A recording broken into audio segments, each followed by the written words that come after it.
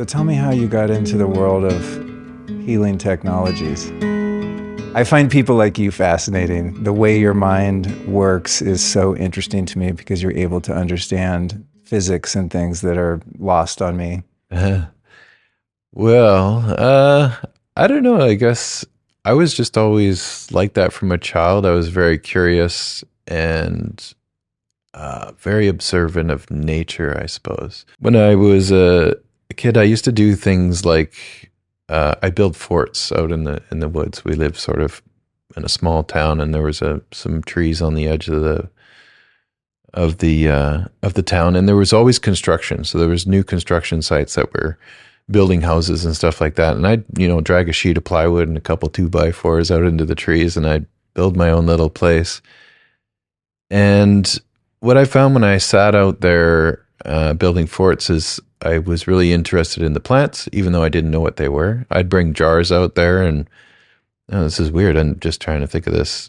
I don't know if I've ever told this story, but I'd collect herbs and put them, dry them out and put them in the jars. And then I'd build a little shelf in there, and I'd make a fireplace, and I'd do all this stuff. And it must be some kind of past life thing almost, but it was like an intuitive thing to just be interested in herbs. And I never really got into herbology till years later, I suppose, after high school. And I went to a talk in Calgary and met one of my mentors, Blaine Andrusic from Calgary, and he was talking on herbs, and I just kind of got into the whole herbology side of things. And I was into herbs from incense and magic and esoteric kind of things like that, but not really understanding them as a medicine. And then when I met Blaine, he introduced me to another healer, Dr. Terry Willard, who started the Wild Rose Healing, a College of Natural Healing. And I started hanging out with all of those guys and really got into herbs and stuff like that. And then I was always also into the electronic side. So at the same time, I was, I guess I was working as an electrician when I got out of high school, and I was going and doing all these different jobs. And sometimes we'd go into a roof and we'd have to rip out an old neon sign. And I was like, whoa, neon sign transformer, high voltage. These are really cool. and my guys I was working with were like, yeah, well, we're just going to chuck it. And I'm like, well, I'll take it, So I kind of got into the high voltage electricity side of things, and then married the two ideas of electricity and herbology, I guess. Kind of like to call it like electroherbalism, this concept of using frequencies and high voltage and plasma and herbs and minerals and things like that, and recombining them all together. And I guess from around that time, that was kind of the vision I had, is like when I started seeing Tesla and what some of those guys were doing, like William Crookes and that, they were building plasma tubes and putting things inside of them, and they called it radiant energy, and they would take a mineral or something like that and use it because fluorescent minerals and things like that, they fluoresce and give off this glow. So I guess they were looking at different properties of things like that. So I had it in my head from then, I'm going to start creating all these devices and cross over this whole domain of essential oils and phytonutrients and electricity and make healing things. It was kind of always in my head from when that stuff all got married around that time. I'm picturing you throughout your life in your garage with lightning bolts flying around. Was it that kind of situation? Mad scientist, as I'm imagining? It was very mad scientist, yeah. Did you ever have any mishaps where you electrocuted yourself or lit anything on fire or any of those things? Surprisingly enough, no. Like I blew a lot of things up purposely and, just for fun, and lit things on fire and played a lot with that kind of thing, but never accidentally. I was always so careful. I knew that everything I was playing with, I could kill you very easily. I mean, I was building glass capacitors out of beer bottles, taking an empty case of beer bottles and a big metal wash basin tub and filling it with salt water and filling the capacitors. And I mean, when you charge those things up, if you put your hand across them, it'd probably blow your hand right off. Wow. So when I needed more power, and that's what I read, well, this is how Tesla did it. He built these jars. And I was like, okay, we can do that.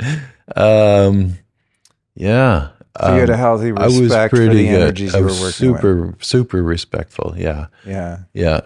I think that was a part of it. And you could see it and you could feel it, especially when you get into high tension, high voltage fields. You feel them and sense them. So there's one rule, you keep one hand in your pocket. You never branch your hands across two things or you'll put a current through your heart. That kind of thing. So before I forget, I'm realizing right now I'm probably going to jump around a lot. Sure. Because things are coming to me and they're not in my notes. Right. Which is a good sign. That means I'm passionate and interested. Okay. There has been a debate around the idea of earthing and grounding. Well, the debate's really within me because I don't know, some years ago heard Clint Ober talking about, grounding and earthing. He made this film about it and it made such sense to me evolutionarily that we've evolved before the invention of rubber and plastic tires and shoes and all this. Like we've always been connected to the earth, right? We're sleeping on animal skins and natural fibers and things that are conductive. Yeah. And then I thought about, every living thing on the planet is connected to the ground most of the time, with the exception of birds while they're in flight, but everything else is grounded. So I thought, I'm going to go barefoot everywhere, get my grounding, my Earth Runners grounding sandals. Yeah. I started sleeping on grounding sheets and having grounding pads everywhere. And I was very concerned about EMF. Yeah. And so I would see people using a skin voltage meter, and having a really high reading because they're in an electric field, and then they would touch a grounding mat and it would drop to zero. And I was like, perfect. You're protecting yourself from electric fields if you're grounded. So I started doing that. And then I interviewed a couple people that had an understanding of physics and EMFs and things. And two in particular that I interviewed had a pretty compelling case that grounding is great, earthing is great, with a couple exceptions. If you are outside in a populated area, for example, there could be stray currents, like currents in the dirt that you're now absorbing or becoming the ground for. Yeah. And then the other one indoors, and this one's pretty compelling to me, is that say you're using an earthing sheet or an earthing pad on your bed, and you haven't shielded the electric fields of 60 hertz that's coming off your drywall and your outlets and your bedside lamps and radios or whatever, that now you're the conduit, you're the ground. And so that's why your skin voltage meter is going to zero, because you're now the ground, which doesn't sound like a great idea. So I've been advising people to not use grounding technology indoors when you're exposed to an electric field. Just intuitively, it's not natural like it is walking in the forest barefoot. Right. So the bedrooms here are all like Faraday shielded, which is another question I have for you in a moment. So there's no electric field. So I sleep with a grounding sheet, but I don't think I would do that if I wasn't blocking the electric field coming off the wall behind the bed. Right. So what's your take on earthing and grounding? Give me your expertise on this. Yeah, like absolutely, like you say, I am all for, the bare feet, especially the wet dew, on the grass and all that kind of thing. And the grounding sheets and the grounding things can be used, but I'd say the biggest mistake that people are making is they're tying them to that ground outlet on your thing. And so when you take a meter and you put it on there, it doesn't mean that it's going to zero. It really means that you're at a common to that grounded line. So if the grounded line was really at zero, that'd be fine, which it would if you had a ground rod going straight into your ground. But when you look at the circuit of your house, every, there's a neutral, a hot wire, and a ground wire. And the ground wire is there for safety to tie everything back to the ground that is the ground outside of your house where your meter is. But the thing is they all work sort of like an antenna. and they're all bringing power back and forth. So that ground's not really a clean ground.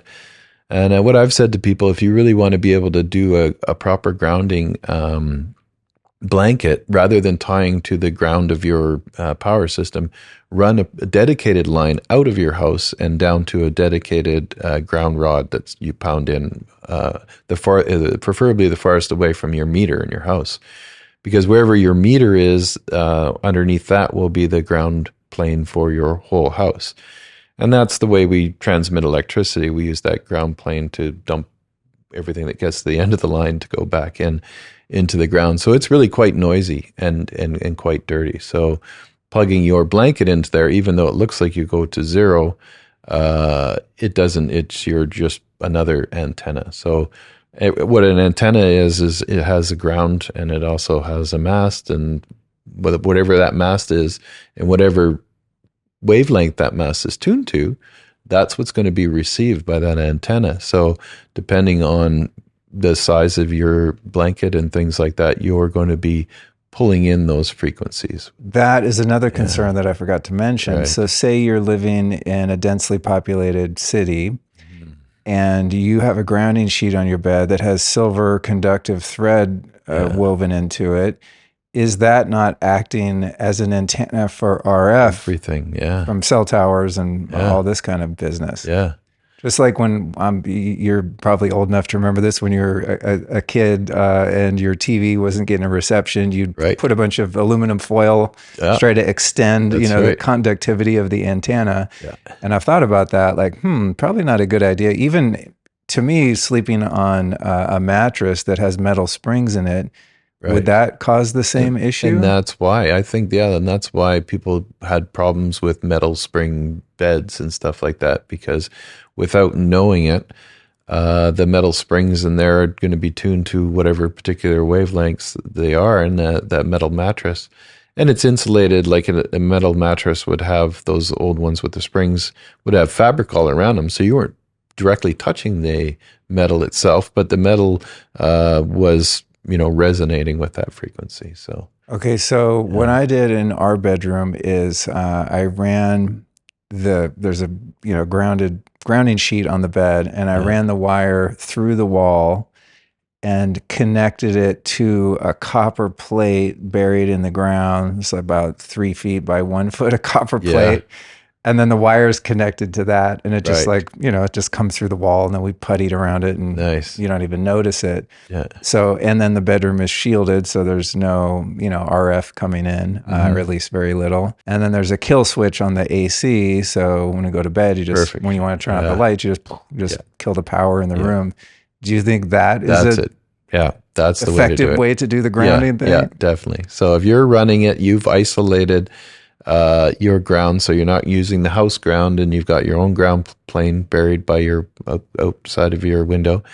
And then ultimately, if you can trip that breaker or keep that power circuit off, then you don't have the circuits in your through your walls all around you, because those are basically radiating the power as well. I learned so much speaking to people like you. I spoke to an EMF expert who came and did the testing on this house. Well, two guys, Brian Hoyer and Ryan Blaser, for those listening. We can put that in the show notes, by the way, for those that want to hear those episodes. The show notes today will be lukestorey.com/theraphi, THERAPHI.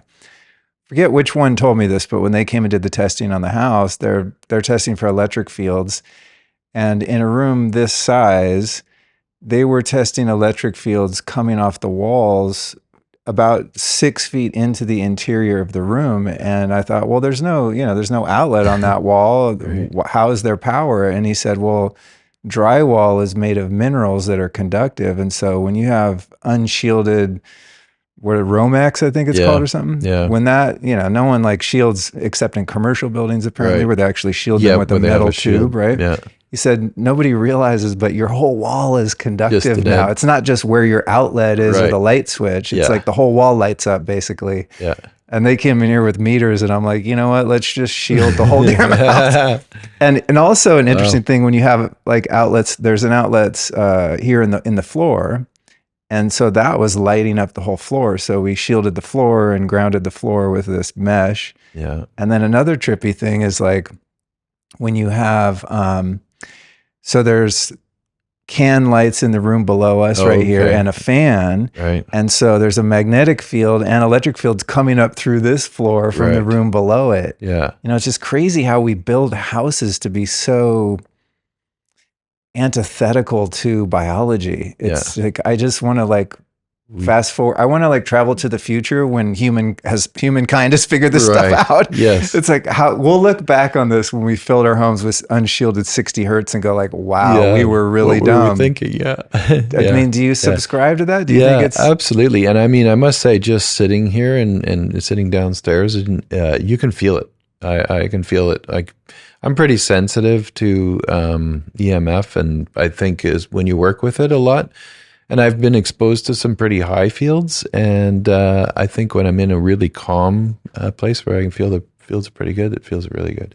Fans are a big one too, because you've got magnets as well as moving coils, and when you're really when you have a motor or a fan or something like that, there's a big EMF behind it. So when you think about if your fan for your dining room table is just below you and you're sitting up here, then you could be sitting right above a really rotating, field too. It's crazy what motors do. The sofa that you two were sitting on down there it's all shielded on the floor, and that whole corner is shielded from electric fields. Yeah. About 6 feet high, because you still want your cell phone to work, in some of the rooms. So we did all that and then found the pool equipment right outside that wall. Makes a crazy magnetic field. Yeah. I mean, it is hardcore. It comes probably like 4 feet into the room. Yeah. And I don't know what you'd have to do to shield that, like put lead behind the drywall or something. Well, there's a nickel metal shielding that you can get it's called Mu Metal, and it's really good for isolating things like that. It also pulls in the magnetic fields too. So. Interesting. Yeah. Cool. Yeah. So back to the grounding and earthing thing. In the final analysis, according to your expertise, would you say that it's generally not a healthy practice if someone is using grounding mats and sheets if they're exposed to an electric field? Yeah, just don't tie into your home grid thinking, especially that ground, that it's going to ground you. I mean, preferably have one outside, and ultimately be able to shut off the circuits wherever you're sleeping, like you were able to do. And you can get a remote switch that you can click, and it'll have a relay, and it'll turn off that circuit. That's what we have. It's called the EMF kill switch. Yeah.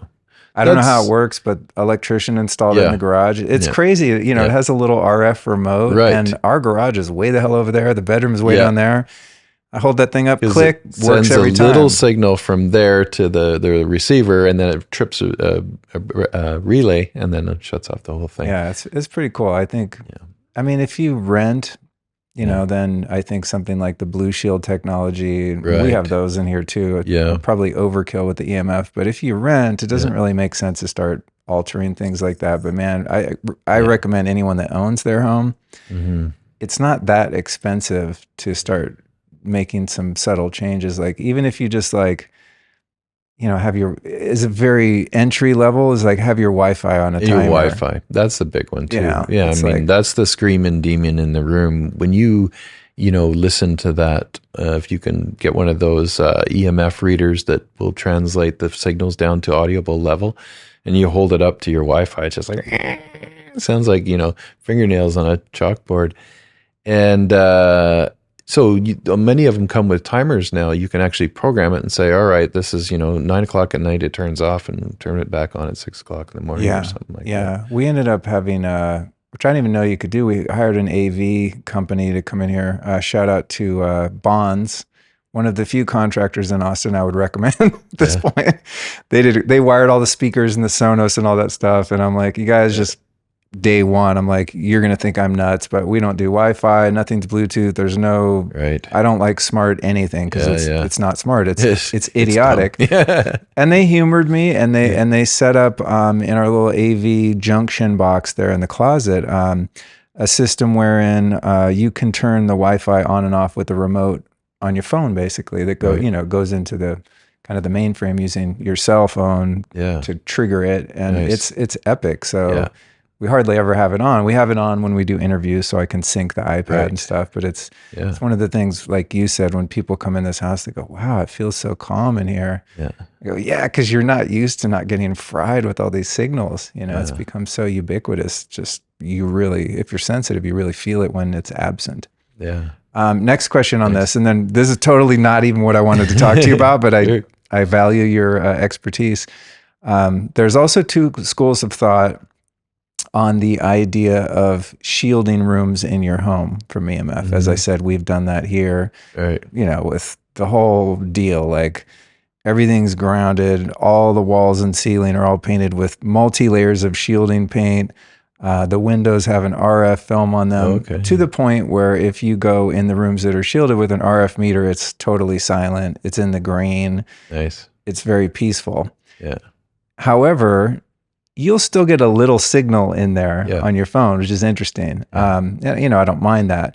So as someone who was damaged by radiation from living under cell towers, a story I'm sure people are sick of hearing that listen to the show regularly, but it's one of my passions because it really hurt me. I mean, I got really sick. It sounded. I'm still feeling effects of it years later.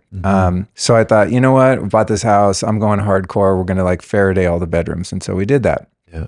Now, when I talked to Brandon from Blue Shield, who also works with you with Theraphi, of course, his thoughts on that is that shielding in that way, that thoroughly, is a bad idea because you're cutting yourself off from these cosmic energies that are actually beneficial. So you're kind of throwing the baby out with the bathwater. You're blocking all this crazy RF from your neighbor's smart meters and nearby cell towers and stuff, but you're not getting the beneficial effects. But he's maybe the only one that I've heard that's credible and makes a good case why that's a bad idea, where everyone in the building biology world, through years of study and working with people that are, you know, terminally ill or chronically ill, that get much better when they eliminate the EMF, Dr. Klinghardt and people like that, right? So I'm still on the side of like, I don't know, I'd still rather shield it. And I think because the cell phone still works a little in there, I don't think I'm blocking the scalar waves and different subtle cosmic energies from getting in the room while you sleep. So what's your take on a lot of to those, shield or not to shield?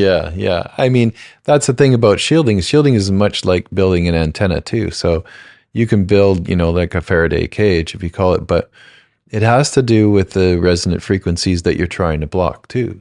So there's different wavelengths of Faraday cages. So the different mesh sizes. So depending on the size of the mesh is going to depend on what you're blocking. So you can't block everything. There's no way of taking everything out. And there's usually, depending on how well you've done it, you can get the target frequencies that you're looking to get.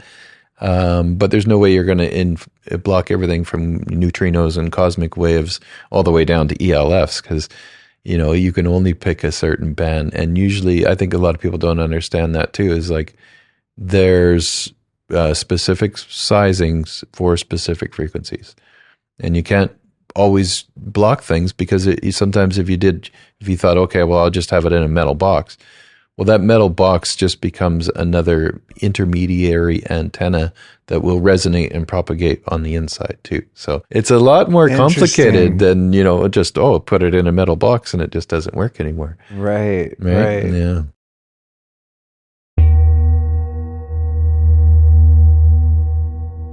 Shilajit is a nutrient-dense resin harvested from high-altitude mountain ranges. It's been widely known throughout history to help boost vitality and strength. This stuff is incredibly rich in antioxidants that fight free radical damage and reduce oxidative stress. Plus, it improves mitochondrial health and ATP production, the energy our cells run on. Now, I also take Shilajit to detox heavy metals, which unfortunately we're all exposed to these days due to our polluted environment. But depending on where and how it's harvested, Shilajit can actually contain heavy metals, so it's crucial to get your Shilajit from a reliable source. That's why I like Organifi's Shilajit, because it's sourced directly from the Himalayas, where it's found in its most perfect superfood state. Then it's third-party lab tested for metals, mold, and other contaminants, plus it's certified glyphosate residue-free. But perhaps the coolest part is that now you can get all of the benefits of Shilajit with none of the usual pungent taste. Because our friends over at Organifi killed it once again and transformed this muddy mountain medicine into delicious gummies, so you can enjoy a tasty treat while your body soaks up feel-good nutrition all day long. To get a hold of some of these gummies, just visit lukestorey.com/Organifi and use the code LIFESTYLIST to save 20% off. And by the way, Shilajit can also support digestion by balancing gut bacteria in favor of the helpful strains. So I highly encourage you to check out the Organifi Shilajit gummies. And again, you'll find them at lukestorey.com/Organifi. That's Organifi with an I. And that exclusive code is LIFESTYLIST. I don't know if you're aware of this study they did. I've talked about it before, and I'm like, I got to find the link to this. But it was, I don't know if it was in Russia or somewhere, but they did this experiment where they had people live underground for a period of time. And they got really, really sick and started to get psychosis, essentially, from being completely cut off. I mean, truly like Faradayed, right? And it was not good. I think the people started going nuts and got sick really fast. And I thought, oh, that's interesting. Yeah. But they were in bunkers underground, not in like a... And that definitely happens. Not in a house shielded with shielding paint, you know? Or even in that biodome. You remember they built that big biodome and they thought, well, we'll grow all our own food and have everything that we need in there. And I mean, people get crazy when they get into a confined situation like that, I think. So whether it's partly that or partly being cut off, well, if you think about it, it would be like being cut off from nature, because if you took your spectrum analyzer and just looked at all the frequencies that are outside, there's just a wall of noise. You know, it's like we call white noise. It's just a whole background of every frequency there is. And so when you start cutting them off and eliminating them, I'd imagine that's probably what it's kind of like in space too. You would cut part of your good amount of frequencies that you're receiving off, and then that would be disturbing to the body for sure. And maybe that's why people can only stay in space for a limited amount of time, or deep underground, or deep under the sea, these kind of things. This is my this is my rebuttal to the idea that there are, you know, underground civilizations. Right. You know, I'm like, I mean, I don't disbelieve anything in this universe. Anything's possible. But that one, I'm like, they're not getting any photons ever. You know, it's like, how does any life exist, you know, without getting some, I mean, even just sun exposure from time to time, you know? Like people think that there's these civilizations under Mount Shasta and stuff like that. And go, they'd have to be a different kind of creature, you know, that's not like the protoplasmic mammal type creature that we are. Yeah, or you would adapt. I mean, there's been cultures over the years like the Kogi that put their children into the caves until they can see, and they can see in the dark and things like that. I always found that kind of fascinating. Really? Yeah. Tell me more about that. So what they do is part of their initiation rites, at a certain age, they'll put you into a cave. And there's been several instances of this as sort of a shamanic training kind of thing, where people will go into a cave and, you know, you'll go in there for a week or so and you won't see anything. But after a couple of weeks and bringing food being brought into you and stuff like that, there's these darkroom practices where eventually you will start to see, and you can play games and, you know, have a ball and pass it back and forth and do things like that. There's some retreats that they do in Thailand, I think, as part of Mantak Chia, where they go into the darkroom, that whole idea too. I interviewed this guy, Pavel, and he's done a number of those retreats with that woman in Thailand. Very interesting, because she sounds like one of the few authentic breatharians that I've ever heard of. I mean, I know people that know her, and it's like, no, it's a real thing, because it's kind of a Bigfoot thing, the breatharian thing. It's like, you hear about a breatharian, and then someone catches them eating sardines backstage or whatever. You know what I mean? It's like, well, do you really never eat? You're just living off prana. But I think she's one. She tapped into something. You know? I think they're out there too. That documentary, Let There Be Light. Did you see that? No, that was really good. There's a documentary on that,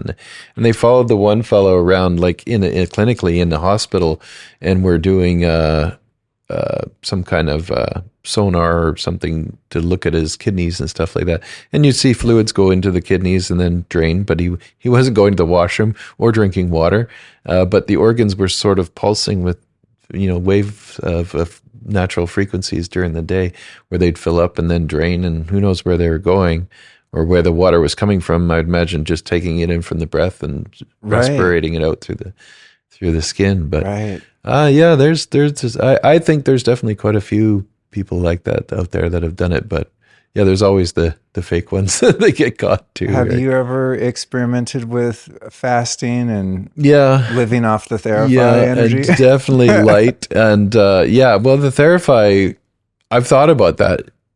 Could there be a machine that you could build that would just sustain you basically like that? I think it would be a combination of, I would like to get it down to 3 or 4 vials of liquids and something you would take daily or something like that, and then some kind of thing that you could use to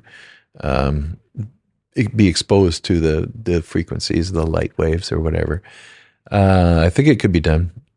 But I did a lot of sun gazing over the years, and my partner and I, Callie, we've spent many times doing sun gazing and doing fasting and things like that, and that's all been really good. There's a point where maybe after a good 6 months of sun gazing, you can feel that you don't need the nutrition. So I think that does have a part of it.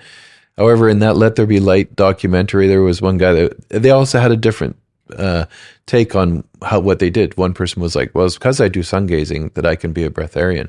But there was also another guy's like, nah, I never looked at the sun before. I just don't eat, It's like, wow, interesting. Cool, yeah. Cool. Yeah. So let's talk about plasma. Right. I want to get into the Theraphi technology. Maybe you could start by breaking down the difference, if there is a difference, or if it's just 2 terms for the same thing, between this idea of ether and plasma. Because when I hear people talk about both, to me it kind of sounds like the same thing, being this substrate of energy that's primordial and is prior to, it's like the wave prior to form, prior to matter. Right. And that's kind of my general understanding of it. So it's like this thing we're swimming in all the time, but we don't know it. It's like trying to explain water to a fish sort of thing. Yeah, exactly. So then I think the plasma is the key to understand and the difference and the transition of that. So the ether being, like this fluid-like matrix that everything exists in, but it's undetectable and unknowable. But with the plasma, there's something that the plasma does is that fills space, and it's intelligent, and it has this way of inside the Theraphi bulbs, for instance, you see it doesn't go right to the walls of the bulb, but it kind of makes a nice little glow all inside of it. And if you move your hand towards it, it will change its shape and space around there. So when Irving Langmuir, he's the one that gave plasma its name because he said it's like got an intelligence to it, and he called it blood plasma because it was like blood plasma. They called blood plasma plasma before the fourth state of matter kind of plasma, and that's what he said. It had some kind of consciousness and it could move around, so it kind of fills the space. And I think it really gives you an idea.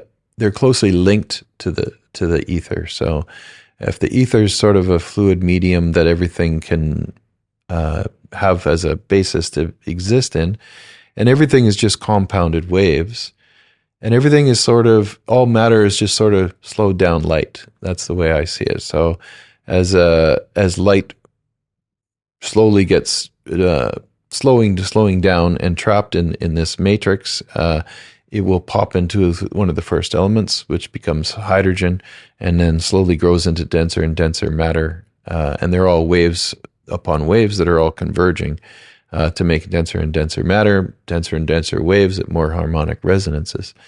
But what plasma does is it's sort of the initial field that will bring that first matter into existence. And if the universe is 99.999% plasma, and scientists agree, everything comes from this matter and slowly condenses, and then everything is connected through plasma as well, which is the really interesting thing when you think about the light itself. When you look at every star in the sky and the sun, every star is connected to each other through light tubes, these light tubes, where every point of light connects to every point of light and connects to us through our eyes and our being. Literally, we are all connected through plasma to everything in the universe. So it goes that far. I mean, it seems to be, it's really interesting. I loved that in the early days when I was kind of into this kind of thing, I had to dig deep and I'd find the scientific papers and stuff, but I could never get to the esoteric side. There was Walter Russell and, a few people like that really talked about the esoteric side of light. But it seems to be getting more and more common understanding with modern day physics and quantum mechanics and people putting two and two together. It's like, we're really putting it together now. And I'm really happy that when you Google, plasma online, it's like, it's a big thing now. There's all kinds of people, they're experimenting at home. There's YouTube people, they're all building Tesla coils, and plasma is a hot topic right now. I never imagined in my wildest dreams that it would be. You probably start out reading, old books that are falling apart, hunting down these ancient texts and stuff, right? Yeah. It's interesting. A few days ago, or maybe it was last week, I think his name might be Terrence Howard, right? Actor. Oh man, I get so many emails. People all email. My inbox is flooded. My text is going, "Who's this guy?" It's so wild how viral that went. I just, one day all of a sudden, like all things internet, right, is just everywhere. Every text group I'm in with my friends. Did you see this? Did you see this? It's all over social media, and I didn't watch the whole thing. I just watched those couple clips, but I thought, same. I don't totally understand what he's talking about, but intuitively it makes sense. And I haven't studied Walter Russell, where I think he got a lot of these ideas. Yeah. But to me, just as a observer of that virality, I thought, wow, this is a really positive thing that people are actually interested in this. Yeah. Not what Kim Kardashian is wearing Right. or whatever, you know what I mean? Yeah. It's like, oh shit, people really want to know the truth about the nature of our reality. And it's caused quite a stir. And I think that's pretty exciting and kudos for him. But I guess he's an actor. I hadn't heard of him before, and I started digging in. And I'm like, gee, if he's talking about all this stuff that, me and several other people have been talking about for many years, it just seems kind of funny that all of a sudden an actor comes out and then boom, it's huge all of a sudden. I guess it's connected to Joe and all that. But, hopefully it's not something where somebody's starting to, steer they want to control the narrative kind of thing like that, Right. Because it would be pretty easy for an actor to just bone up on all this stuff for a year or so and then come out and have some kind of hidden agenda. I hope it's not that. And, I'm not saying that it is, but in this age of disinformation, it's so hard to wade through this stuff. And I've seen it from the beginning, the beginning of the internet. I mean, you used to get everything on there, all kinds of Russian technology. The Russians were light years ahead of us, pardon the pun on this, all these kind of things for many years. And in the early days of the internet, you could find English translations of the Russian papers and stuff like that. But all that stuff is gone now. And it just seems that every time I hear somebody that seems to have all the answers or something like that, I question it. I'm just like, whoa, wait a second. Where'd that come from?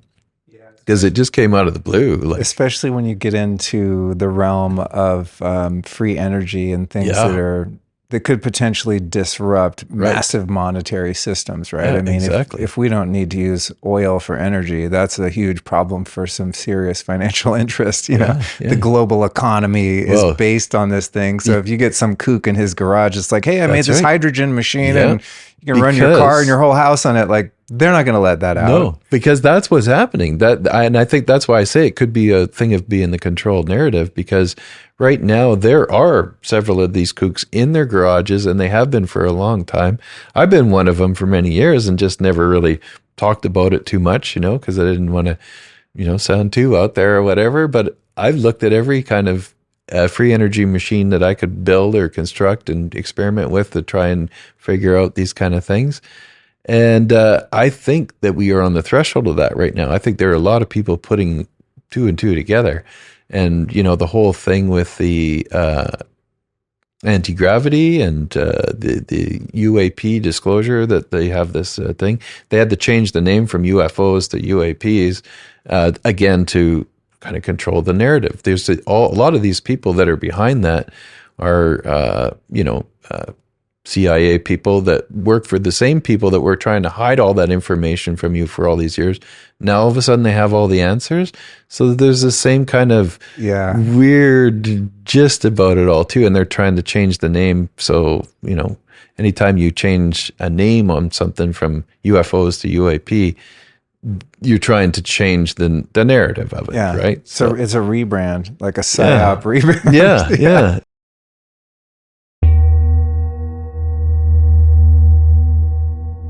Many of you listening will probably know that Nikola Tesla was onto some next-level research and invention. Well, unfortunately, a lot of technology that can really help people has been suppressed. So I'm always curious to learn about the latest health devices on the energy medicine scene. And that's why when my friend Brandon offered to let me try out his Theraphi device, I was stoked. The Theraphi is a frequency device that uses a unique method of transforming electricity, just as Tesla himself discovered. It combines electrostatic and electromagnetic fields with light, effectively creating a human battery charger. It's wild. Theraphi sessions rapidly but gently stimulate the body's natural healing processes, reducing inflammation, relieving pain, and boosting the immune system. And I gotta say, my first session left me feeling that ideal combination of relaxed, rejuvenated, yet energized, and I was instantly obsessed. You can get yours by visiting theraphiusa.com and use the code Luke to save $333. That's THERAPHIUSA, theraphiusa.com, and you'll also get free shipping on your Theraphi unit. Oh, and heads up, while you're there, check out the Theraphi developer Paul Harris's newest creation, the Quantify. It's a unique alternative to lifestyle machines that's compact and super easy to use. And while the original Theraphi device is geared toward healing practitioners, the Quantify is geared toward professional and home use. So if you happen to own a healing or biohacking center or something like that, this technology could be an incredible addition to your services. Again, that's theraphiusa.com, and the code is Luke. One of the difficult things in our time is that there's been so much deception over hundreds, if not thousands of years, from the entities that control the flow of information to the general public, that now it's difficult to discern truth because we're all paranoid, right? You think, there are many people that I have people on the show and people accuse them of being controlled opposition. And I'm like, I just spent the whole day with this person. Like, I have pretty good discernment. Yeah. I'm not God. I don't know, but like, I have a hard time believing this person isn't in earnest. They might be wrong about some of the things they believe, but I don't think they're a CIA asset or a Jesuit or whatever, what I mean? Yeah. But there's all this kind of infighting in what we would call the freedom movement or truth movement because everyone is just, like so paranoid because there's so much deception that you really don't know what to believe. So you hear a guy on Joe Rogan and you're like, whoa, this really resonates. But then in the back of your mind, it resonates a little too much. Yeah. Why are they letting this guy on such a mainstream platform? Which, Joe Rogan is more mainstream than the mainstream news now, which is cool. But I think it requires an even more finely tuned discernment now to determine who the bad actors are, because it could be anyone, yet at the same time, if you sort of discount anyone that's coming forth with esoteric information to the masses, not all of them are the bad guys. Right. Yeah. Even if they were an actor or whatever, you know, it's like some people break out of the matrix, they have an awakening and they might've been like part of the Hollywood brainwashing machine and they woke up, and they, took off the cuffs and they're free, Yeah. Well, that dude that was on Rogan, after that thing went viral, another video of him at an award show or something went viral. Yeah. And he had just worn, I've never seen, I don't know, he's on some TV show or something. I'm not that familiar with his work, but they were like, hey, we heard you're leaving the industry. And he's on the red carpet thing and everything. He said, oh man, he said, I've seen the nature of the universe and reality. And you think I could be part of this thing anymore? And he just shit on Hollywood so Right. hardcore. And he's like, I'm out. Yeah.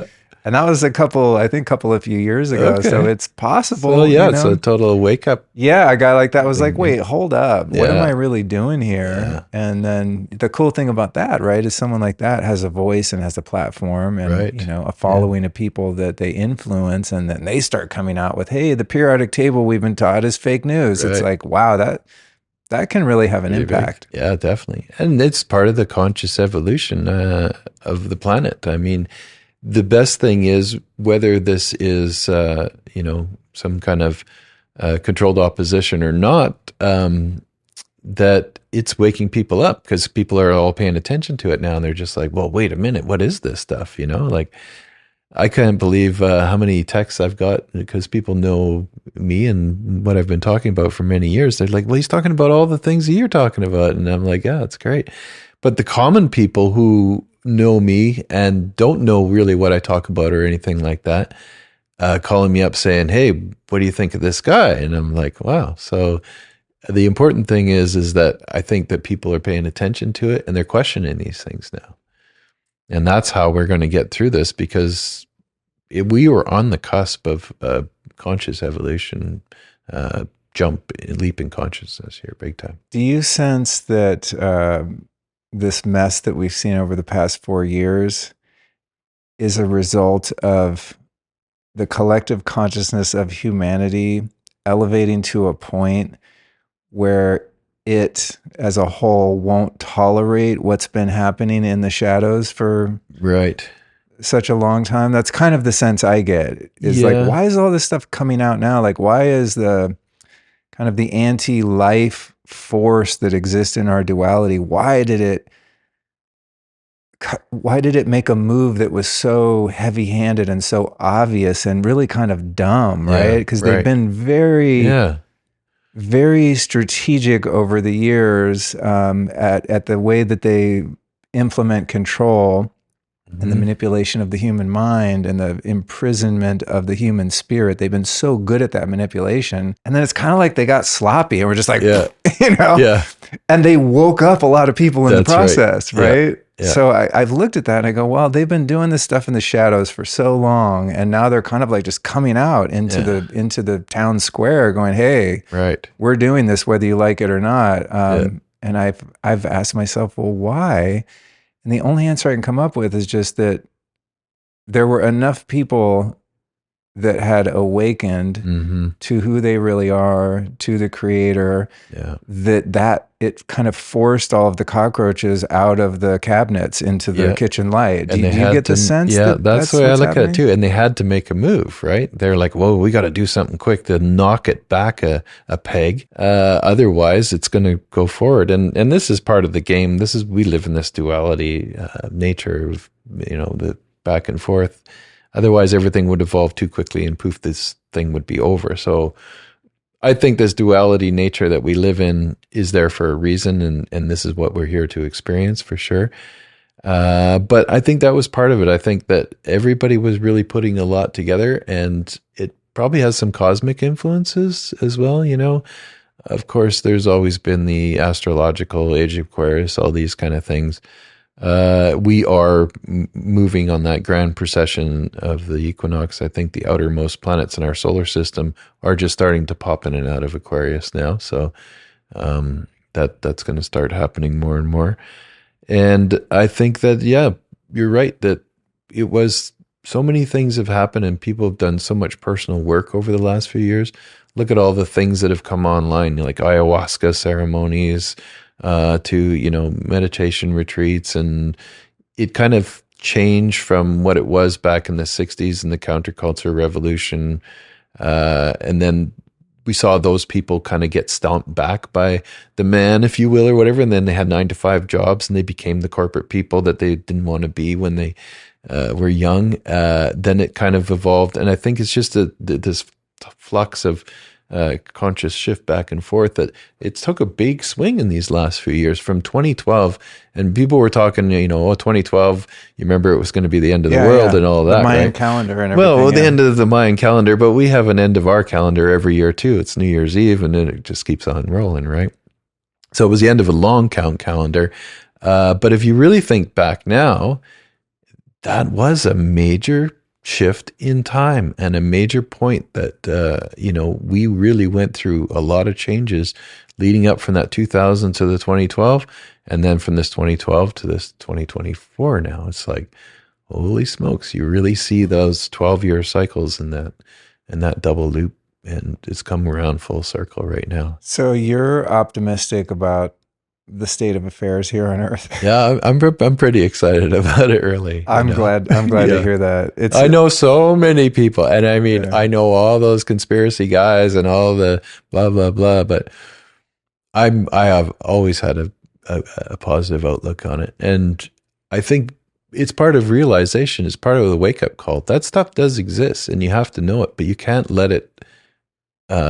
You can't live with the fear of it, right? You have to know and be strong and use it to go forward, to shine the light on the dark corners and make the world a better place. Yeah, one of my favorite sayings, and I don't know who I can attribute it to. I think I had it on a shirt a long time ago.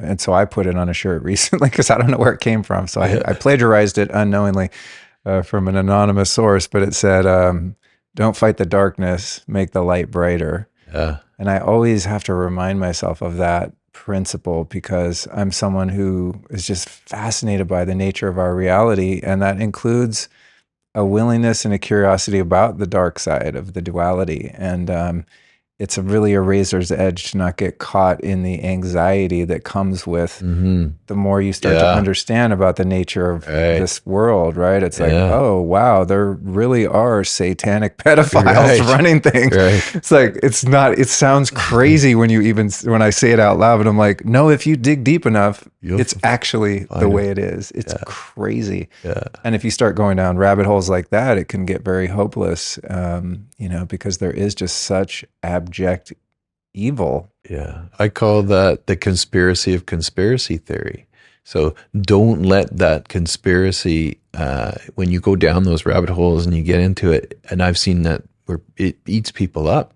They've gone so far as, committing suicide. And you've heard these stories. I don't know anybody directly, but I've known a lot of people that were just that guy at the party that you're just like, oh God, right? Here he comes. So don't let that happen to you.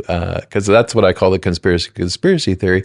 Then it's like working itself. It's having it's an egregore that has an effect of itself that gets in and can cause damage in that way. So you have to know it and then be above it. It's a great reminder for all of us. I think one of the positive things that happened as a result of, the beginning of the pandemic, it's a really interesting sort of series of events, right? You impose this tyrannical, restrictive, matrix on society and lock everyone in their houses, shut down their businesses, keep them away from their friends and family, and they have the internet, right? Yeah. And those that are not completely asleep felt, this doesn't make sense. How come Walmart's open but my church is closed, right? It's like, what? I mean, there's just two, and your average thinking person, I think, thought, I'll go along with this at first, but after a couple months, you're going like,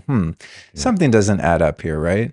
Yeah. And then those people start digging around on the internet, like, let me find out what's going on here. And next thing you know, they're looking at the Vatican and, the birth certificate and all the stuff, right? It's like all the way. I think that when the system kind of became so heavy-handed, they inadvertently woke up masses of people that otherwise would have just been in their job, hanging with their family, minding their own business, paying their taxes, right? Yeah. But it's like they really caused the sort of middle demographic, probably the biggest demographic of people that aren't left, aren't right, or just living their lives, kind of want to be left alone until they couldn't. And then they're like, well, hang on. Yeah. And I think that center group of kind of moderate, rational people now has expanded into more of the fringe, what would have been called conspiracy theorists, right? And now is just called like someone who's able to recognize patterns. Right. You know? Just common sense. Yeah. Right? And so I think that we'll, at a certain point, look back on the Convid era and be like, it was the greatest thing that ever happened, despite the unfortunate genocide that we're now witnessing, as sad as that is. I think everyone I know, including myself, knows someone that's either been harmed quite significantly or killed. So that sucks. I acknowledge that. Yet, a lot of people are awake now that would have never been awake if the status quo had been maintained. So it's an interesting observation that only time will tell. But I think we'll look back in 10 years, 20 years and go, oh, the pandemic was the best thing that ever happened because it started to expose the system. And we won't be able to put that genie back in the bottle. Like once you see what's going on, you can't unsee it. You might be wrong sometimes. You might get, caught up in new age fantasies and weird esoteric shit that has no relevance or isn't really impactful in your life and is a distraction. But ultimately, it's still going to lead more people to understanding the nature of this duality and how we can operate in facilitating more light into this, onto the chessboard. Yeah, absolutely. Anyway. So many things I want to talk to you about. Sure. Back on the free energy thing, because I think this is one of the things that could unravel this sort of, tax slave prison system we have. Right. As I'm sure you've observed, when people have come forward with free energy devices, ways to operate a motor vehicle without gasoline, etc., they seem to reliably and mysteriously die. Right. Yeah. And so I interviewed a guy named George Weissman recently, who made the Brown's gas machine, the AquaCure. I love that friggin' machine. Yeah. And he said something interesting to me is that he created, one of his first inventions was a fuel saver where he hooked it up to his old Chevy truck and could get 100 miles a gallon or whatever, right? Hyzor, I think he called it. Yeah. And he still makes them. And I said, I'm like, well, God, this guy must be loaded, if you invent something like that. And he said, I've never patented anything because if you patent it, that's when they come after you. If you make everything you do open source, you don't make much money, but you get to stay alive. Yeah. So what do you think about the idea of patents and innovative, disruptive technologies? Yeah, well, definitely that's the case. And what ends up happening, if your patent gets submitted and it does have significance to be a big game changer in some kind of energy level like that, for one thing, you're not allowed to patent anything that has to do with nuclear things. So common public cannot patent any kind of nuclear technology, including transmutations or cold fusion or anything like that. But what ends up happening is it goes for a board of review, and there's a board of review that sits in between the patent office and the U.S. military. And for the sake of, national security, they can pull that patent and say, hey, this has good value for us in the military, and we just want you to go away and shut up. Yeah. Do they have to pay there's you? a division. Yeah. And they will either pay you or just threaten you. I've heard all the stories from threaten your family and stuff like this to you disappear. I don't know. I like to think that hopefully some people could get paid for things like that, but still it takes it out of that game. And there is quite a few, there's, a list of thousands and thousands of patents that are in that section that have never been released to the public. So they're not publicly published. And I think just releasing those would be a good start that the government could do for people. Because there's been a lot of that stuff over the years. And apparently that is the case. So if you put it out just to the general public as general information, then nobody can stop you from doing educational anything. purposes only. Here's the blueprints for the free energy device you can hook up to your power line at your house or whatever. It's like an intuitive feeling I have. I'm always observing nature, right? And that's my barometer for what is real and what is true. And outside of the infrastructure that humanity has created, nature's brutal, right? I mean, everything's eating everything all the time. Yeah. There's a lot of suffering in nature, so I don't think nature is a utopia. I love having a Right. house and air conditioning in Texas. I'm all for it. However, in terms of resources, the world is so abundant. Yeah. There is no shortage of anything. Yeah. And there has been this false construct that there is a limited supply of the resources we need to sustain our lives. And then certain interests have taken control of those resources, water, oil, et cetera, electricity, power, all those things, right?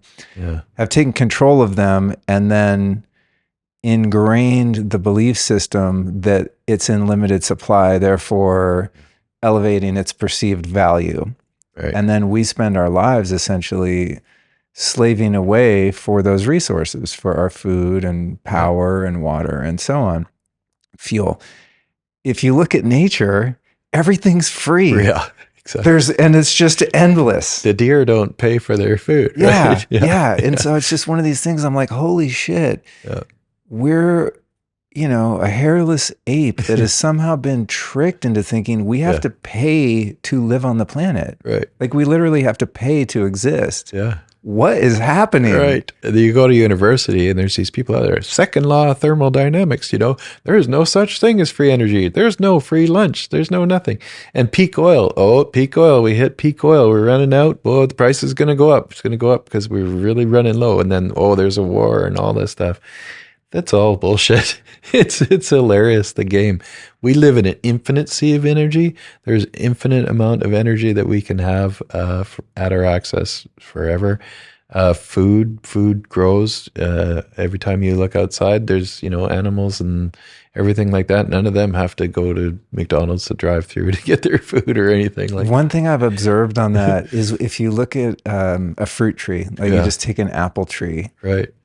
It makes more apples than they all just Anything rot on the ground. They rot on the ground. Right? And the seeds go into the soil and get eaten by birds and distributed. And then there's more apple trees. It's like, if you just look at any fruit bearing tree, you can see the abundance. Like the environment can't even consume all the food in many, not in all cases, but in many cases. Bacteria and everything, but it feeds everything all around it for miles if you think about it, right? Right. And so that's a great sort of analogy, I think, for all of the resources that we're all fighting over because we've been manipulated into thinking they're in short supply. Oil's a good one. I like the term petroleum, like they talk about different things that they call oil.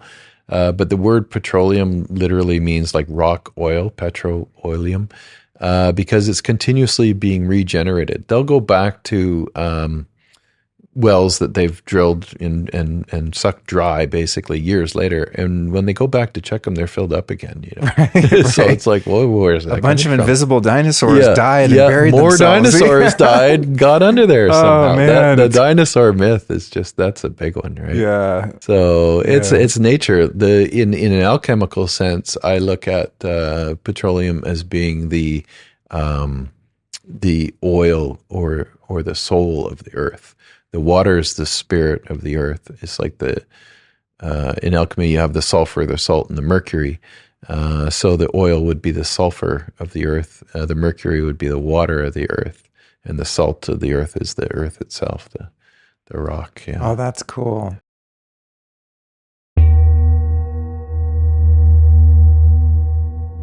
Did you know there's a plant that's been cultivated for centuries that not only helps curb sugar cravings and metabolize fat, but also promotes a radiant complexion? Not only that, it also happens to make a creamy and very delicious drink. I'm talking about green matcha tea. Peak's Sun Goddess matcha is sourced from the high, cool mountains of the southernmost tip of Japan and prepared by third-generation tea masters. It's also quadruple toxin screened to ensure delivery of only the purest ceremonial grade tea. And this is important in the tea game because a lot of teas out there are inferior and loaded with nasties. Sun Goddess matcha is cultivated with a super long shading period, which maximizes the phytonutrient potential of the leaves. That matters because it's got more chlorophyll and antioxidants to firm, brighten, and clarify your skin. And right now, my friends, you can get 15% off Sun Goddess Matcha plus a free rechargeable frother and cup over at peaklife.com/Luke. That's PIQELIFE/Luke. The Sun Goddess tea comes in pre-measured sachets that you can mix in either hot or cold water, making it the perfect morning drink for any time of the year. And unlike coffee, the L-theanine in matcha balances the caffeine for calm energy without any jitters or crashes. So hit up peaklife.com/Luke and get 15% off Sun Goddess matcha. I think of the planet as it's like the master alchemist, right? It seems Right. to be able to take plasma or ether and create things out of it. Yeah. You know, hence, where does the oil come from? Yeah. The new oil or primary water? Primary water. Primary water is Where does that come from? Yeah. You can go 10,000 feet up in the Rocky Mountains and there's a spring that's been gushing for all of recorded history, thousands and thousands of gallons. Yeah. And it's like, oh, that's part of the hydrological cycle. It comes from the aquifer. And it's like, dude, come on. The planet makes water. Yeah. Out of what? I don't know. It's alchemy. It's out of thin air. Boom, there's water, you know. Yeah. It's so magical. Yeah. Negative entropy everywhere, right? So it's like, when I look out my window, I don't see everything breaking down and falling apart and, burning up. What do you see? Well, it's a sweet spot. This is a harmonic node, and that's what it is. We're being churned. We're just in that sweet spot in the distance from the sun, and the sun from the distance of its next neighbors. And there's these harmonic resonances. And every time you fit into one of those really sweet spots, that's where the earth is just in that thing. And life will generate, and the negative entropy, everything's abundance. So that water, coming in, and everything comes from the sun too. And this recent solar storms we've had, I don't know if you guys got the northern lights all the way down here. It was cloudy. I've heard in Florida and Georgia. And it was overcast during that time, so I couldn't tell. And it was intense. So that's plasma being lit up from the sun, and the amount of energy that comes out from the sun on a daily basis that feeds this earth, and this earth sucks it up into its Van Allen belt. Those lights, that plasma has enough energy to light the earth all the way down to here, probably to the equator in a good storm. That amount of energy is absolutely massive. We're talking gigawatts and gigawatts of power. If you were able to tap that, there was this guy, he was a Norwegian physicist, and Christian Birkeland, and he went to the north to study these. They named him Birkeland currents after that. In his time, they thought he was crazy. Oh, you're nuts. That has nothing to do with electricity, Just like the body has nothing to do with frequencies or electricity or anything like that. It's just chemicals. And you've always had these naysayers in science that, will naysay people until they figure it's true, and then they go, oh yeah, we knew all that. And then they named the phenomenon after them. Then so that's what they did. They named the Birkeland currents after him. And if you think about it, those Birkeland currents are what ties this whole universe together, kind of like when we started talking at the beginning, the light tubes that connect every point of light in space. And coincidentally enough, they like to twist in pairs. So just like the DNA double helix spiral, the currents are moving forwards and backwards, transmitting information and data essentially between all points of space and light in the cosmos. And they're not only transmitting the data and the information, but also elements. So all the elements are moving ionically through all those channels. So I kind of like the idea of this expanding Earth theory. So the Earth is sort of a crystal seed. Instead of the idea of Pangea, where all the continents were all stuck on one side of the earth and the rest was water. Because if you think about it, it'd be pretty lopsided and it would kind of roll like a bad washing machine load, clunk, clunk, clunk, clunk. But what makes more sense to me is that the earth was like a seed and it grew, and all those elements come into the earth from the sun as they do stream in every day. And slowly and slowly we're growing crystal. Living crystal that is in this harmonic node of coherence where everything kind of comes together and life flourishes. And maybe that was in another planet in our solar system was in coherence before, like Mars. If there was life on Mars before and it's a completely desolate desert planet, it's very feasible that it was like Earth at one time and then completely dried up and got burnt up or the people that lived there, if they were like us, could have destroyed it and then moved on forwards, right? So I think about that quite a bit. And it just seems to be we're in the sweet spot right here. I mean, there's definitely some magic happening here that's unexplainable. Yeah.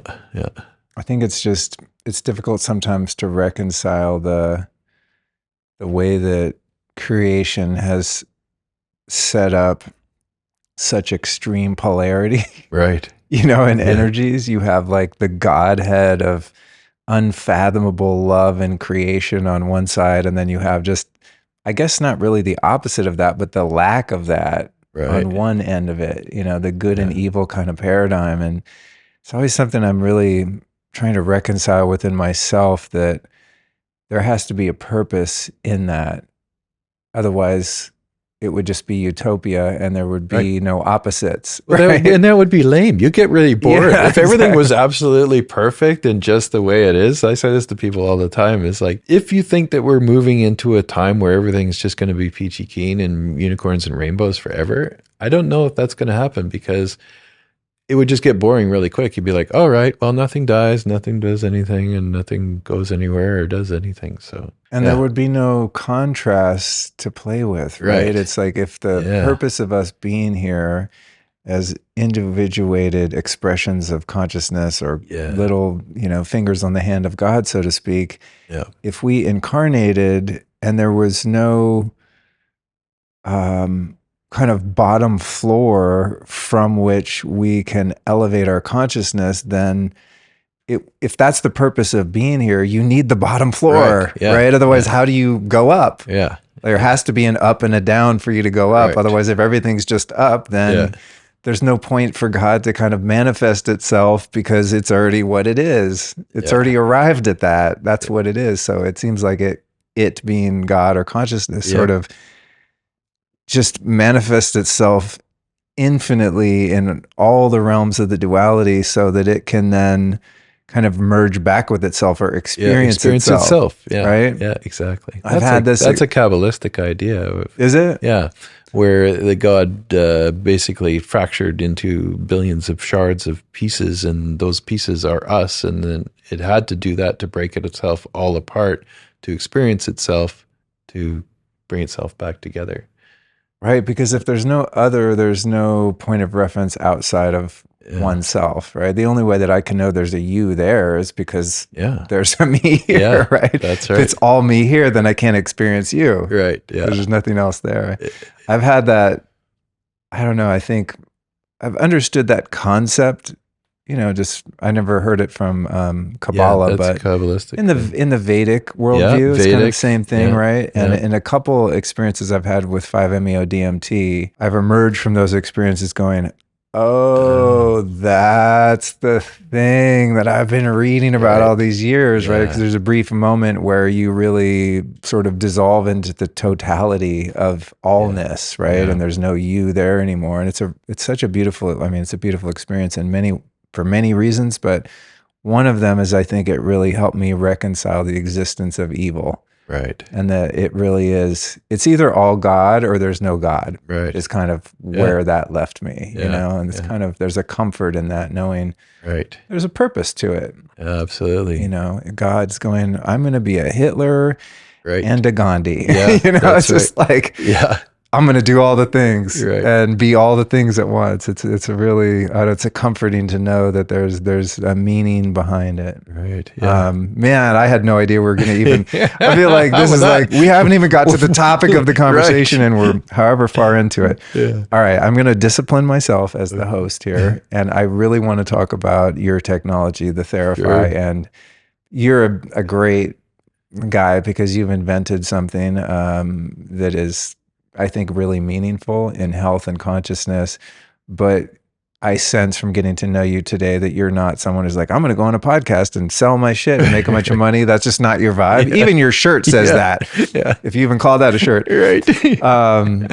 And so, it's not about selling your thing, obviously, but I think that technologies like the Theraphi are the future. They are the way up and out of this pharmaceutical industrial complex, and are corrupt food system and tainted water and aluminum filled air and all the things that we're up against, EMF, cell towers, all this stuff. I mean, it's just, we're facing an onslaught on our biology 24/7 in the modern world. Even if you live remotely and off grid and you're doing all the things, there's even things out there that you can't avoid.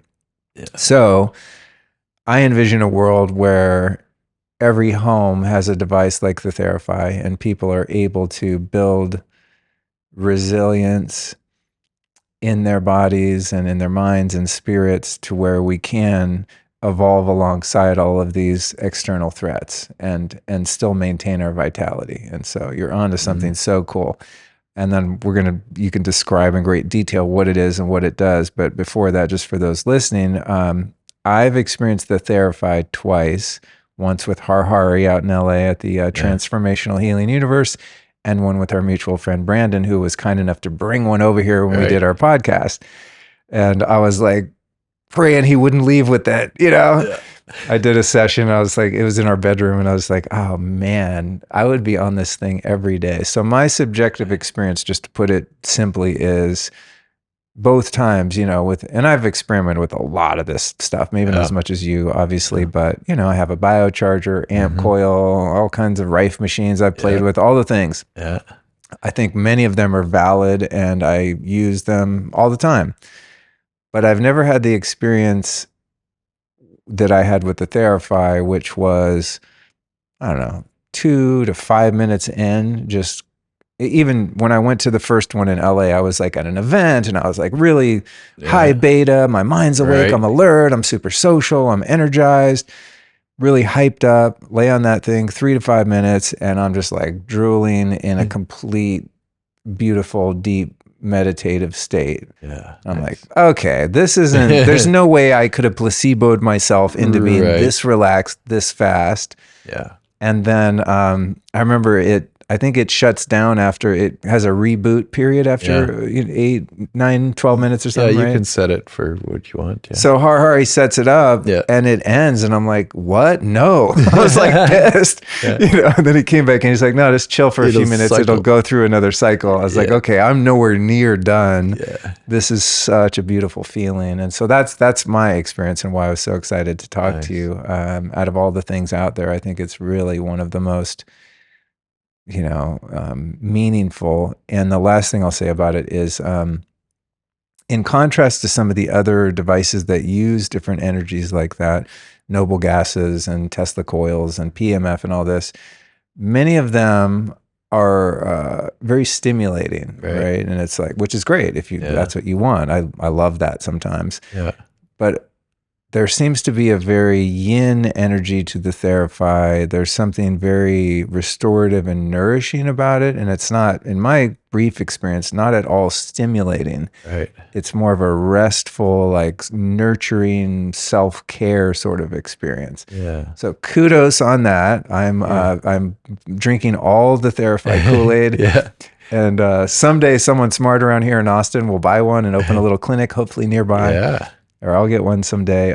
So tell me, I guess let's go back to, give me the first iteration of this technology. What did the first one look like, function like? What was some of your sort of product development process until you arrived at what you have now? Well, it's interesting that you said you nailed it about that 3-minute marker, because I think on the first instance where I set up the configuration of the Theraphi where it is, I was used to building Rife type machines. I built many different Tesla coils and plasma machines and Rife type machines and stuff like that over the years, PEMF and things. And most of those you can go in for half an hour, 45 minutes, and you're like, okay, I got a good dose.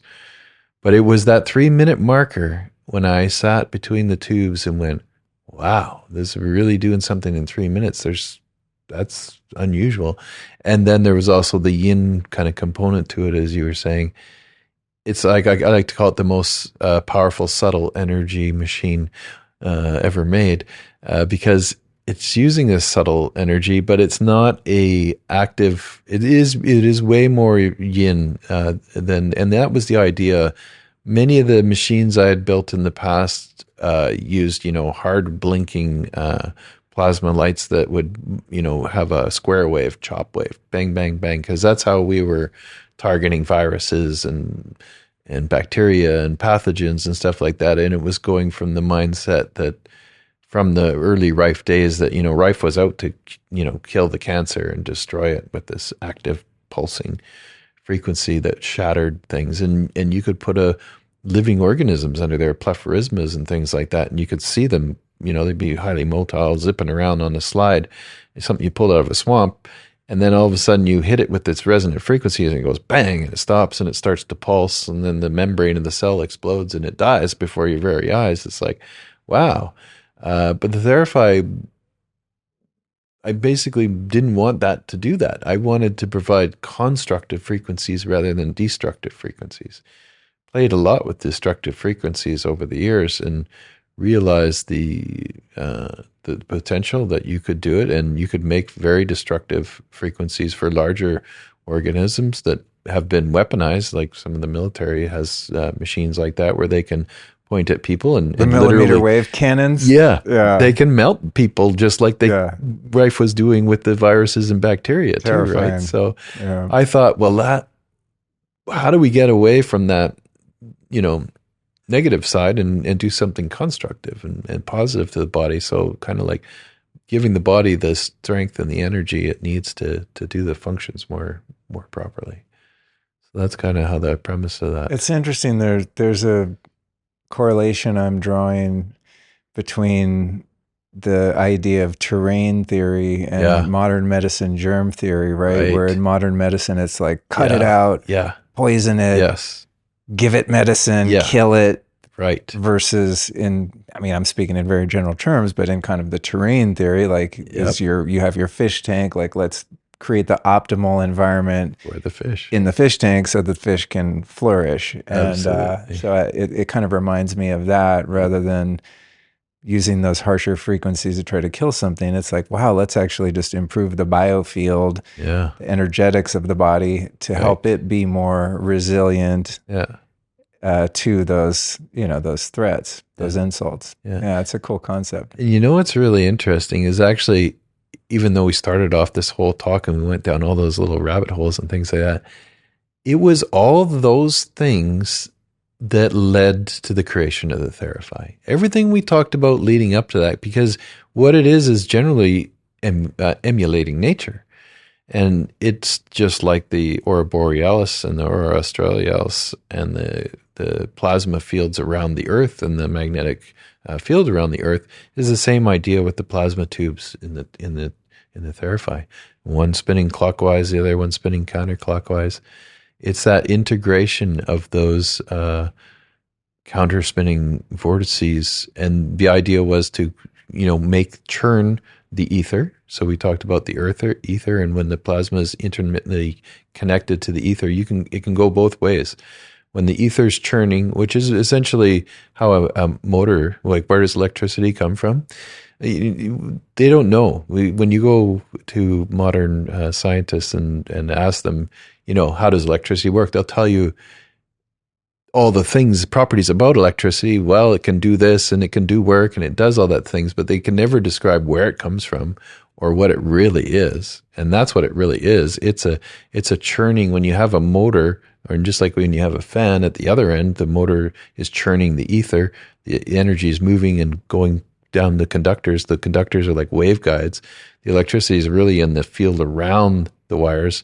It's not really in electrons jumping down through the wires. This is why EMF exists, right? Interesting. It's not about the wire, and it's not about electricity moving and how they taught in school is that there's holes in the wire and the electrons are jumping down the thing in the wire. It takes two to tangle. So you got this twisting, vortex that makes that twist. And that's why the light tubes, the Birkeland currents that we talked about, twist in like the DNA pairs that come from space to space, because it needs a positive charge and a negative charge. And how you move that charge through space is in the field around the wires. And what Theraphi really is doing is creating that field, that dielectric field around you. It explains why when you are near a high tension power line, there's a Yeah. magnetic field hitting you on the ground, and you're, That's right. you could be 50 feet or however far away from it, right? It's like Yeah. you're not touching the wire, but you're still feeling That's the right. field. Yeah, that That's field. so interesting. Yeah. So what Theraphi is really doing is tuning that field, and that field, you become part of the circuit when you're immersed in that field. So I like to call your body the non-linear capacitive dielectric that's in the field, and the different densities in the tissues are pulsing and resonating at different frequencies. And they go from very high frequencies to very low frequencies. See, in the Rife days, it was a big thing. We couldn't figure out. We stumbled across on this all the time and said, how can you affect such a small organism with RF? Because these wavelengths of RF, as soon as you go into the frequencies of your average Rife machine at 23 megahertz and up into the megahertz, there's still pretty long waves. Until you get into the gigahertz, are you getting down to centimeter type waves? Then into the terahertz. Now you're getting into the nanometer type waves, but you can still physically see that. How can you affect something that's so small with RF that you can't even see it? You need a microscope to see it, or beyond that, be a virus, you need an electron scanning microscope to see it. It's the thing that puzzled many people for a long time, and I think it's finally just come to me over the last little while. I realize it's how the plasma resonates, because the plasma is the perfect fractal antenna. Like we were saying, all the way from tying the cosmos together through the Birkeland currents and light tubes between all the stars. But the fractality in the plasma goes all the way down to the quantum level, all the way down to the atomic level, because there are noble gases in there that won't interact into each other. But when you're putting the energy through, you're causing that outer valence electron to jump. And that's what we call quanta. That's where quantum mechanics comes from, that very small distance of a jumping of an electron in between shells.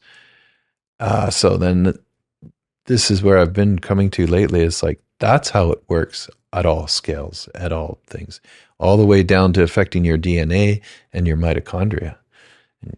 The amount of power you can dump into your mitochondria. Your mitochondria is running on, such high power. So this explains the holographic nature of our reality, right? It's like, it's just a matter of scale. The same thing is basically happening from the subatomic quantum level all the way up to the gross level of matter. Yeah. It's just our perception limits how we are able to interpret it. Yeah. Well, that is fascinating.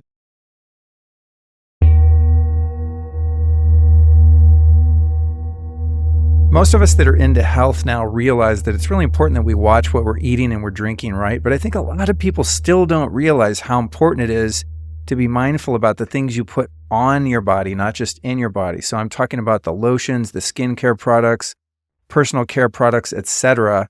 That stuff goes right into the pores of your skin, and it doesn't have the opportunity to go through your liver and your detox organs to get removed. It goes into your bloodstream. Little random secret here. This is why Jimi Hendrix is said to have put LSD in his headband at Woodstock, because it goes right in your skin and he tripped balls. Anyway, I digress. My friend Andy, who's been on the show a couple times, you can go back and listen to episode 18, created this company a few years ago called Alitura Naturals. And Andy, I mean, if I could ever met anyone that's on my level of obsession with quality, he might even have me beat. He is completely obsessed with sourcing the best ingredients. You could literally eat his products. I mean, I don't know if you would want to eat some lotion or a clay mask, but you could, and it wouldn't hurt you. Because here's the deal. Your skin actually does eat anything that you put on it. That's what I really want you guys to understand. So his ingredient decks are just nuts. My personal favorites are the night cream. I mean, I ration that stuff out like just a tiny little bit every night because I'm so afraid I'm going to run out of it. It's so awesome. The clay mask, his face lotion. This is what I use for anti-aging, brighten complexion, detoxification of my skin, removal of blemishes, hydrating the skin like crazy, and making it possible for me to be a beast with sun exposure. I don't know. I think for creeping on 50, my skin looks pretty good, and it's definitely largely due to Alitura Naturals products, which you can find at alituraturals.com. If you use the code LIFESTYLIST, you're going to save yourself 20% and get free shipping in the US. That's alituraturals.com, and the code is LIFESTYLIST. sometimes in these interviews, I wish we could have a video presentation Right. too, because Yeah. we're often talking about things, and I know for people that are listening, they're like, "What is this thing? What does it look like?" So my version of the Theraphi is you have a big ass box, maybe a couple feet by a couple feet, that goes under, say a massage table, or some sort of platform bed, and then you have these two giant, for lack of a better description, kind of light bulbs, these plasma tubes. Yeah. One is behind your head and one is at your feet, and you turn it on, you lay there, these bulbs light up with these beautiful noble gases inside, and you basically just lay there and meditate and relax. But it's kind of a three component system. Am I getting that right? Yeah. So how would you describe for people that are going to have to visualize this? And of course, we'll link it at lukestory.com/Theraphi. So we'll have photos of it and things like that. Links to your other talks and whatnot, where you have visual presentations. Yeah. What are the three different parts kind of doing? How does it work? Right. Okay. Yeah. Just like we were saying, it emulates the Earth. So look at the poles of the Earth, the North Pole and the South Pole, those being the tubes. The tubes are based on geometry as well. They're a conical shape, phi ratio triangle, like a pyramid, spun in a cone. So 1 to 1.618 on the line. Oh, so the shape of the bulbs are actually that deliberate? Yeah. Oh, okay. That's cool. I didn't know that. They are everything. All the electronics and the way the board's laid out in there is all based on geometry as well. The coils that will wound. And so the center of the Earth, picture the Earth's core, is the coil that's underneath the bed. So that is a very special type of Tesla coil that focuses everything back in unto itself. So if you look at a magnet, the common field that you see in pictures of a magnet where the lines go all the way around is a little bit different. Magnets spiral. There's an actual spiraling vortex field. Ken Wheeler has done a lot of great work with this and talks on YouTubes and showing the magnetic fields. And what he calls the dielectric plane of inertia is kind of the center. I like to call it like counter space. So all the energy is filing out of the tubes in the Tesla coil and creating that field. So you have a sort of a PEMF, or pulse electromagnetic field, coming from the coil itself. You have the dielectric field being created by the connections between the big black box and the tubes. So that's submersing you in an electrostatic field. Then you have the photonic emission itself from the actual lights from the tube that is very absorbs biophotonically. So all three of those components kind of tie together. With the biophotons, your body's absorbing those without you having to look at them, right? Like how we absorb. They'll go energy. right through your feet. Yeah, they'll come right into your body, and wow, because they're information fields too. They're information packets of information. So this is mimicry of nature, essentially. Yeah. I think that's why the nervous system responds to it in a way. There's some familiarity, right? The biology, the energy systems of the body go, we know this. Yeah. We know this feeling because we're getting it in sort of microcurrents by being in nature, being in the sun, being grounded. On a full moon, we might feel differently. Yeah. But it's very subtle. Yeah. So we're essentially using energies that exist in our Earth reality, and through your innovation, we're harnessing, and would you say, amplifying those energies, or focusing them be an appropriate way to say it? Yeah, and absorbing them. And that's what I like to say. I like to say that it like gives every cell in your body like a micro massage from the microcurrents that are going in there. So it's stimulating, cellular respiration and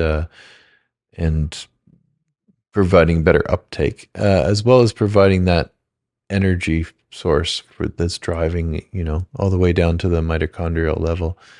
And that seems to be how it fits in. It just, body eases into it. And like you say, I've had so many people on the table And especially if they're deep meditators and they say, wow, I could go away for a meditation retreat and spend a week to get to as deep as I can get to in the Theraphi in like 3 minutes, just like boom, puts you in there. That was my experience, Okay. a couple of decades of very committed meditative practice. Right. So I think that's why something like that resonates with me, because as much as I try to not be attached to where I'm going in a meditation, right? Because that ruins it. If you're like, oh, I want to get to that one sweet spot, and that attachment is the very thing that you're meditating to remove, right? Yeah. It's like you're wanting to surrender your attachments. But admittedly, I have a real appetite for that theta quantum space of just like losing the self and going into that place of the seed of creativity, kind of, that's where I get my best insights and inspiration. And it's also where I feel my nervous system kind of letting go of the micro traumas of life and just kind of off-gassing emotional baggage. And I mean, I wear my meditation shirt today. Meditation is my medication. Because it's just been so transformative. But it's, at the same time, it's a practice, right? They call it practicing meditation for a reason. You never arrive. You're never like, ooh, I'm a meditator. It's like, well, depends on so many different influences. So I find that is kind of a frustrating thing about meditation for me, even as someone who's, for lack of a better term, pretty good at it, because I practiced for a long time and have been very committed to it. But it's not a guarantee that every time I drop in, I'm going to arrive in that field. Right. Sometimes it's just like the mind just is going, and that's your practice that day, is just going, wow, what a busy mind. Right. That's interesting. Thank you, mind, for really doing a lot of computing and trying to protect me, exactly. And that's kind of what it's doing. But I think it's beautiful to have something that can assist, like the Theraphi, wherein regardless of like how busy the mind wants to be, it can't really compete with those energies. Those fields are going to overtake the system, and whether it likes it or not, you're going to relax and you're going to have a restorative session. Another good one that I've seen over the years is there's been a few people that come along that right off the bat, they're like, oh yeah, nope, don't believe in this. This is crazy. It's voodoo or whatever. And they have a strong, objection against it, but they go in, they still get the same effect. And they come out with their mind changed. I mean, that's for me the best example that, oh, this is really doing something here, because you could say, a lot of it is kind of subjective in that. But when you get people that are, dead set saying, there's nothing to this, I don't believe in it. I had one fellow who's became actually a business partner, but his son was coming, and he was a hockey player, and he was going to see this clinic, and he was getting really good results, and he came along and said, I better go down and see what my son's gotten himself into. This sounds all weird, this weird electronic device that does these things. Nothing can do anything like that. And he got positive results from it. And he was like, wow, this is really interesting. It really helped him out in some of the issues he was having. So when it turns people around like that, I think that has a pretty good validation towards the technology. One thing that I'm a big fan of is stacking different technologies. Right. And so, for example, I have this great tech called the Lucia light, which is this hypnagogic light. It's super psychedelic and incredible. And so that on its own is pretty impactful. It's definitely produces a state change reliably. Yeah. And it's interesting because your brain is what's producing, the light show, and I wouldn't say hallucinations, but definitely some strong visuals. Nice visuals. And it's just a white light that's flashing to specific frequencies and whatnot. So I think, well, the way that I am, because I'm kind of extreme, I go, well, this is awesome. What if I take a little ketamine and then go under there? Wow, this is really nice. Well, if that's nice, let me do my neuroacoustic software from Newcom, which is like my all-time favorite in the realm of, it's like way beyond, what's that? Brain entrainment, binaural beats. Binaural. It's like that, but technology, on steroids. It's much more sophisticated. So get the light, add that, and I go, wow, why don't I lay on a PMF mat at the same time, right? So I add that because I'm thinking if I'm going to spend 20 or 30 minutes doing something, restorative, I want to just do 10 things at once. Why not?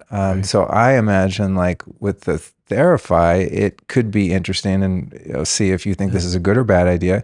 What if you were on the Theraphi and you had the Lucia light above you and you're on the new calm, and maybe not the PMF, obviously, because you don't want to create conflicts, but have you experimented with or think there's any benefit to stacking other modalities with the Theraphi? Yeah, we have. We've done the Lucia and the Theraphi at the same time. And it kind of, like you said, with the beds or anything like that, or magnetic fields, you don't want to contradict them because they can fight each other. The magnetic fields want to, counteract each other. So some technologies can be used, like the Lucia, at the same time. Could you wear headphones on the Theraphi? Yeah, the headphones you can. Some there's also some RF kind of interference, so it depends on what you're connected to. Okay. You don't want to be connected straight to a computer and have your headphones there. Okay. But if it's sort of an independent device, so the answer is you have to experiment with it. That's what I tell people when they ask me that. Oh, could I do this? And I'm like, well, play with it, but be careful because you don't want to overwhelm one device or another. So, and you don't want to have any large pieces of metal near the Theraphi either, right? Yeah, because the Theraphi has such a high electrostatic field, it can shut down other computers, and it changes clocks and does all kinds of crazy things like that. So that's always a funny thing with the biocharger. The friends will come over and it looks really cool, so they want to take a picture. Yeah, and then their phone just implodes.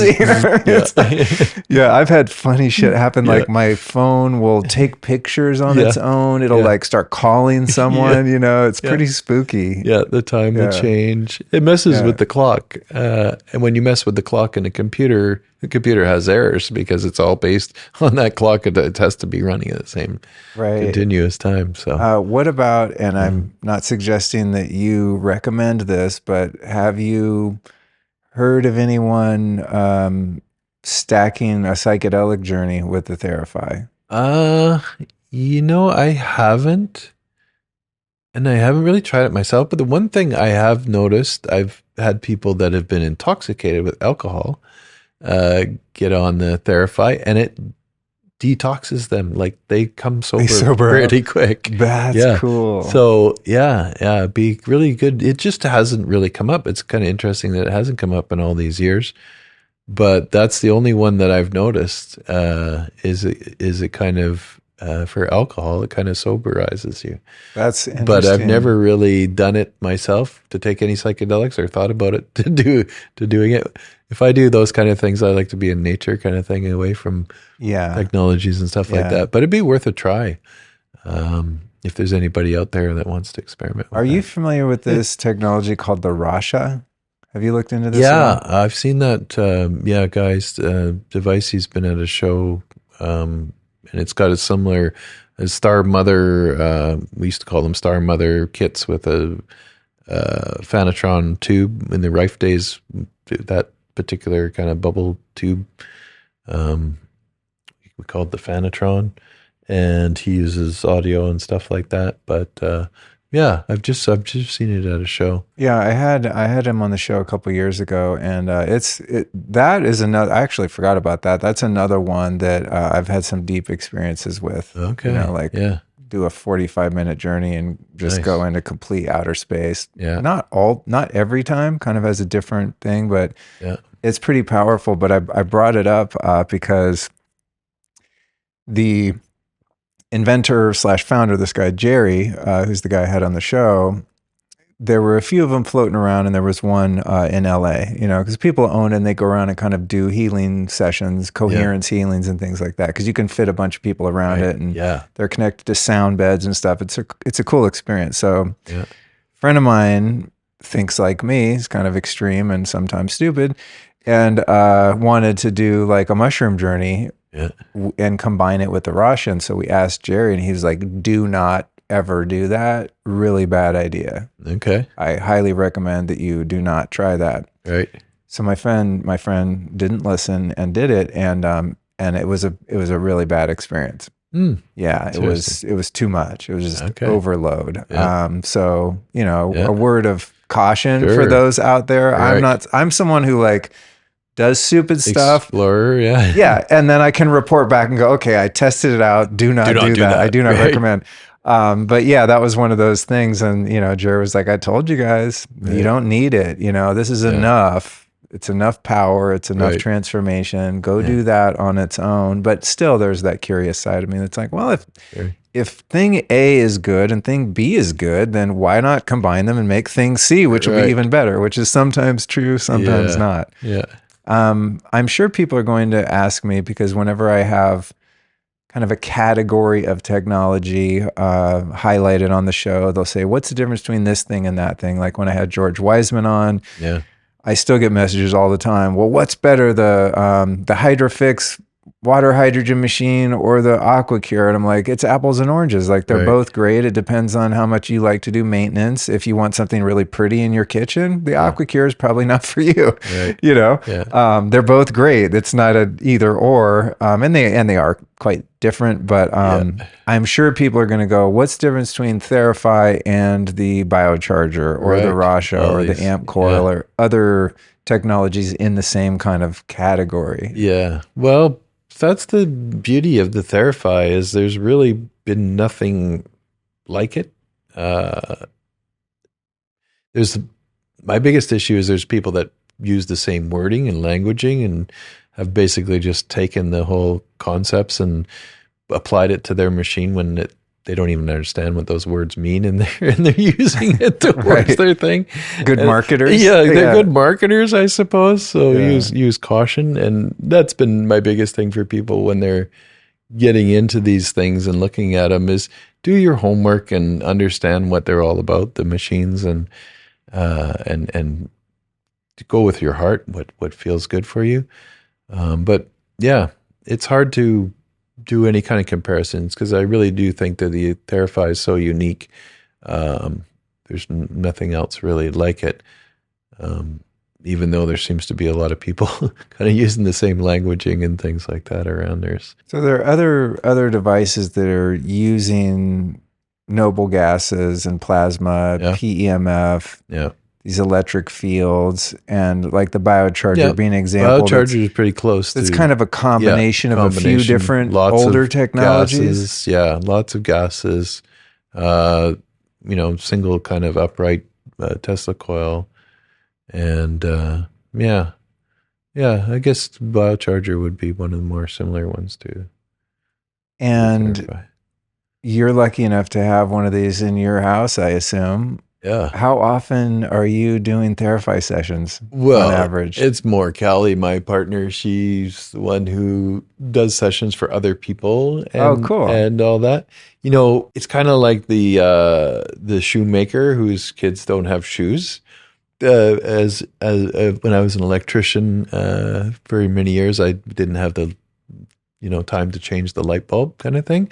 So although I do it, I don't do it on a regular basis. Like I'm not in there every day. I probably get on every time I feel that I need it, or usually when Kelly nudges me, she says, get on the Theraphi, every now and then. So I'm not on it all the time, but I've also been exposed to it a lot. And I think when we do shows, like we're at the biohacking Dave Asprey show while we're down here, we'll be at that booth, and Kelly will be bringing people on and off the table all day long. So she gets a full 8-hour long exposure all day long of people jumping on and off the table. So it's probably very helpful to sustain your energy all in the that people kind of she's crowd, had. right? Yeah, she's had the biggest exposure to that. How far does the field emit if someone's laying on the table on the platform there? Would there be any effect if you had a few people sitting in chairs around it, provided they weren't metal chairs? Yeah, there is. Yeah, there's quite a field around it, and it can be about 20 feet in either direction all the way around. It kind of like a vesica. There's an overlapping two circles that are really toroids.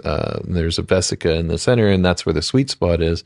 That's when you're on the table. You want to have that from your dantian kind of energy, hara point focal towards the center.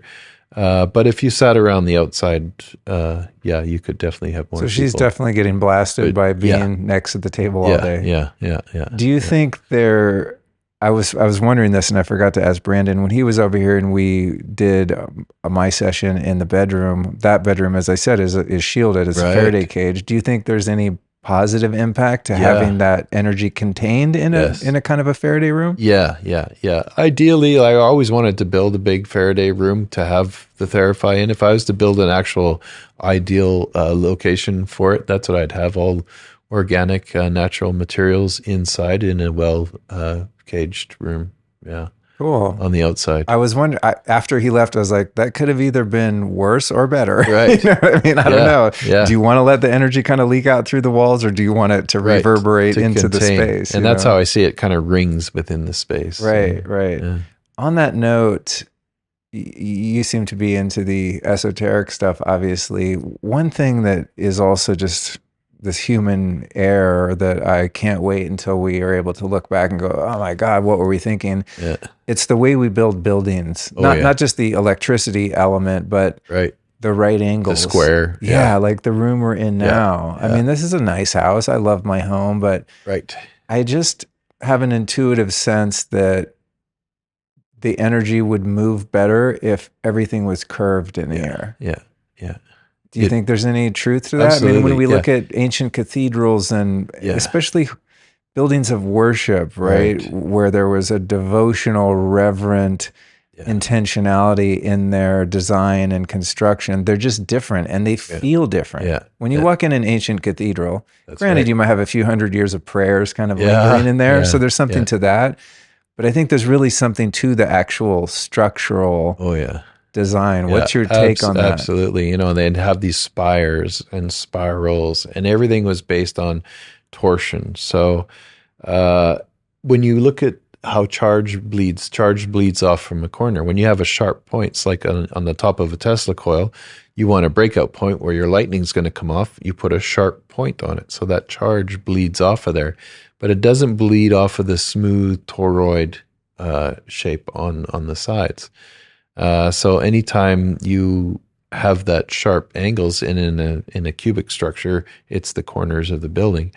So the ancient people, and especially in the East, got away from that by adding a curved or a spiral element to it. So on the edges of the temples, you would see that they would fold the corners back into themselves. So they have a little spiral on the roof structure, even though for the woodworker, it was a heck of a lot of work to integrate that thing and to put the clay shingles on or whatever to make it go back like that. Yeah, in and Asia, you're like, what is the purpose of that? In Asia, like all the extra tile work to do that curvature, it's like, wow, that looks like a pain in the ass to build. Yeah, and it's not just pretty. What it's doing is folding that charge back into itself to keep the integrity of the charge inside of the building. So all those Gothic cathedrals and everything, you look at them, they were all doing that. And then they were utilizing the spires or the spikes or the steeple as a waveguide too. So the waveguide between the grounding of the church, usually you built your altar over top of a well, and that well was often from an ancient pagan site. This has been a ceremonial site for many years before the church came along and built these things, or the Templars who came and built them for the churches. And they would utilize those spires and the spikes and the top of the cathedral to bring in the energy like a waveguide to channel it through the congregation, and then charge everything up with the organ, and bingo, away you go. You've got a sort of a Theraphi building it's charging the people and charging the congregation through all the same kind of principles. And add to that the sacred sites, right? These energy spots that I'm sure there are people that can detect them now, but I have a feeling some of the ancient civilizations had a knack for finding these ley lines, right? These places where there's energetic intersections. The pyramids would be like one of the most obvious examples of that. And it's interesting to see throughout who knows what of history is even real at this point, right? It's like, I don't really believe any of the narrative of history now because more things are being revealed, Graham Hancock,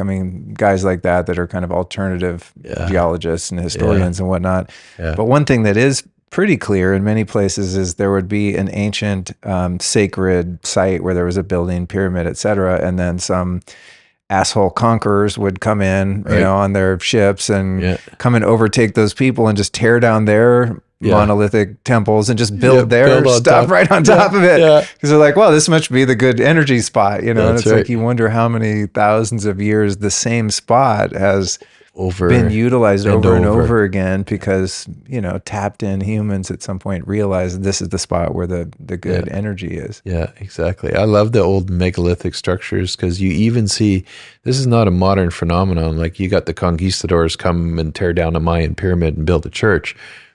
Yeah, that happens. But when you look back in time, it's been going on for a long, long time. When you go to the top of Machu Picchu and you see some of those ancient temples up there, you see all the different divisions of the stones. Like whoever was making those first megalithic stones that would kind of form them like putty, they still squeezed together and you couldn't put a credit card in between them, but somehow they made rounded stones that squished together like Play-Doh and they built that foundation. Well, obviously their architecture structure was all like that at one time.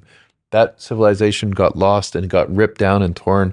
And then some other civilizations come along and they were the really good stone cutters that could cut very square stones.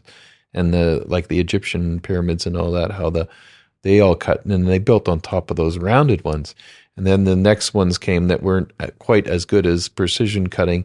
And then the more recent people that just stacked rocks on top of it to build a temple. Right. But when you see those levels of the temple, those have been going for, tens of thousands of years that the people built over top of temples, over top of temples. So interesting. Yeah. It's one of those things in life that's kind of, we have this desire to just understand, right? And know the truth. And history to me like that is kind of frustrating. It's like, God, no one, no one's ever really sure. Yeah. Everything is kind of an estimate on different people's opinions based on who you're asking, right? Yeah. But it's like you kind of have to be there to know, okay, this is what this building looked like. This is the purpose of it being built. These were the peoples that built it. And here, That's right. It's like we don't really know. And it's all lost. Because I think we've had these major catastrophes. Like I think Graham Hancock and Randall Carlson and these guys are right.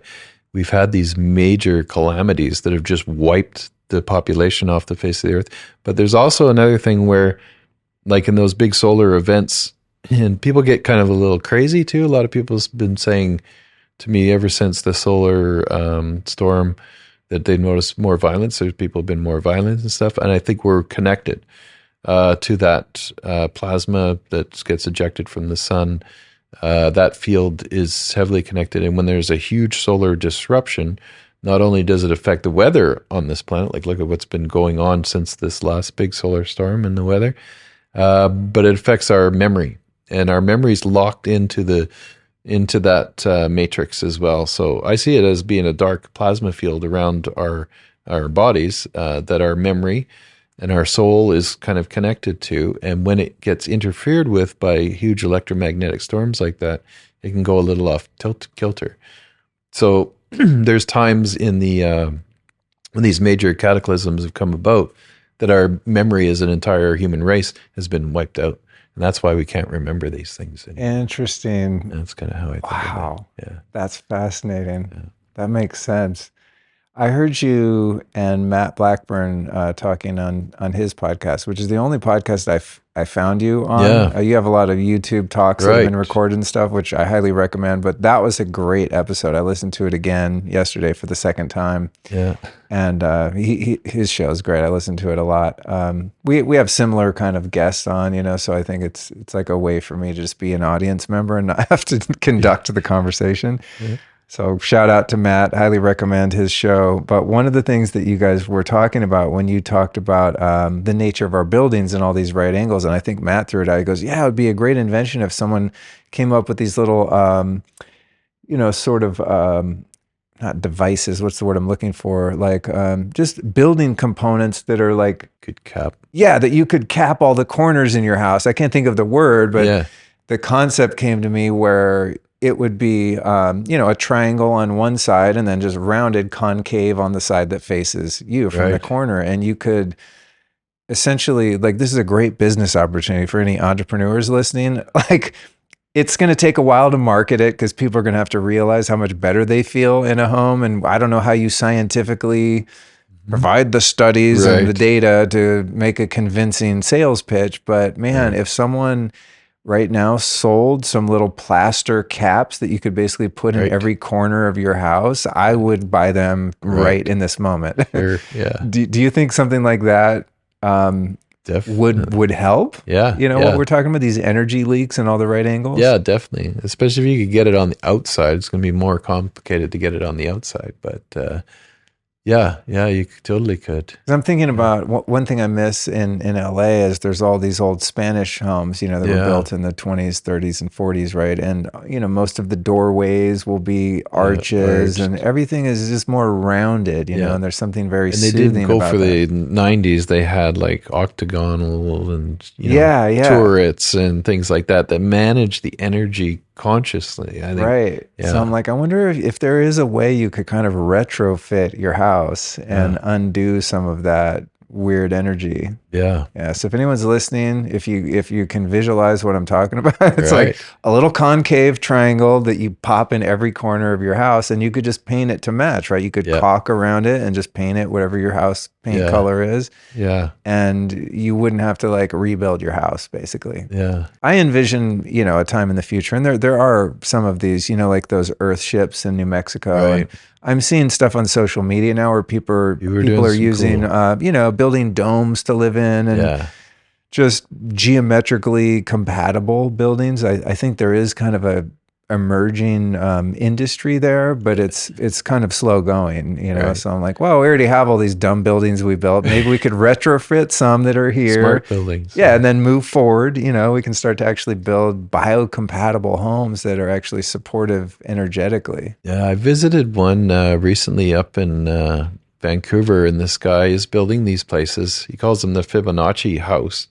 And it's like a golden mean spiral. The roof of the house is a curve, and it's all tin, and it's all one piece, interestingly enough. He's made his own machine to pump out this metal. And so it's really good for a snow load in that. And it was kind of like it's kind of like a tiny house.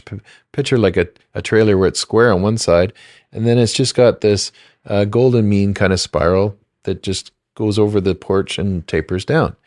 But the really cool thing is you walk in this place, and because that back wall along the whole house is curved, it's this illusion, and it's white, and it just looks like it goes on forever. He says people come into the house and they walk right into the wall. Yeah, they don't even know it's there. That's a cool visual effect in photo and film studios. They have what's called a seamless, right? I mean, you can just have a paper roll that does it, and it gives you this kind of infinite depth. Yeah. Because there's obviously like no corners or lines that you can see. And so it just looks like white space forever. Yeah. That's what this kind of like a houses are skateboard like. ramp, you know, that kind of thing. Yeah. Yeah. Do you happen to know really the cool. name? Is this guy a commercial operation? Yeah, he was building these places for sale. And I think if you type in Fibonacci House Vancouver, you'll find him. Okay, cool. Yeah. We'll put that in the show notes again at lukestorey.com/Theraphi. Yeah, I can send you the link. Okay, epic. It's really cool. Oh, also I want to mention for anyone out there now, the Theraphi is not an affordable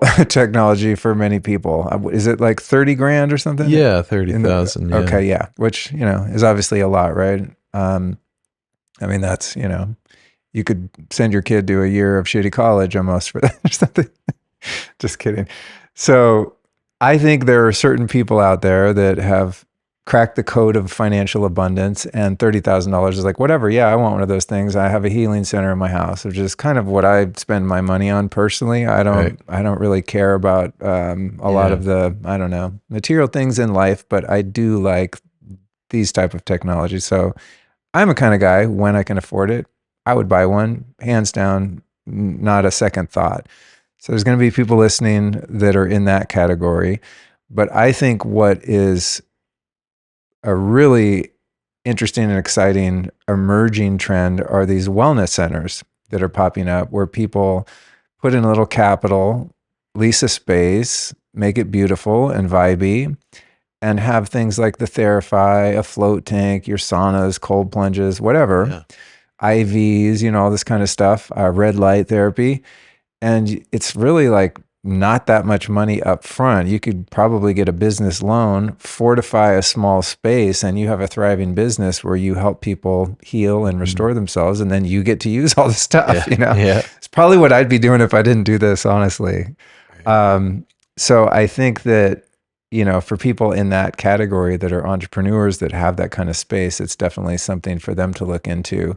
Now, if someone is not in either category, is there a way that people can try out the Theraphi in local? I mean, do you have any kind of directory of practitioners or anything? Yeah, on the theraphiusa.com, there's a whole list of practitioners. You could find somebody in your area. Yeah. Cool. We like to call them therapists. That's great. Yeah. That's great. I mean, I know in LA there's Hari, as I Yeah. said, at the Transformational Healing Universe. And Yeah.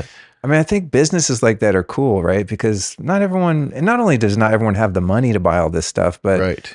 they might not want to spend their money on it. They just want to go do it once a month or once a week. And so I think that's super cool. You go in and pay your membership or, pay for a session. And then it's like, you don't have to lug this stuff around. You let someone else have the liability of owning it and all that. Right. And I'm really encouraged that there are more of these kind of businesses popping up. So I think it's really helpful to a lot of people. Yeah. For those also that want to learn more, you can go to, if somebody wants to grab one of these things, you got, that kind of coin laying around, you can go to theraphiusa.com and the code Luke will get you free shipping, which I'm assuming probably isn't cheap because it's a big ass heavy device. It is. So that's something that I want to let people know. Last thing I want to cover is we talked about some of the positive effects on the human body, even people just sitting nearby. And I know you've done some experiments with, germinating seeds and things like that. Tell me about some of the stuff you've done putting other objects other than a human body in the Theraphi field and what those results have been. Yeah, of course. Well, water is one of the biggest one. There seems to be some direct connection between water molecules and the resonance of the Theraphi and its effect. And that probably has a lot to do with how it's affecting your body as well as through the resonance of the water molecules.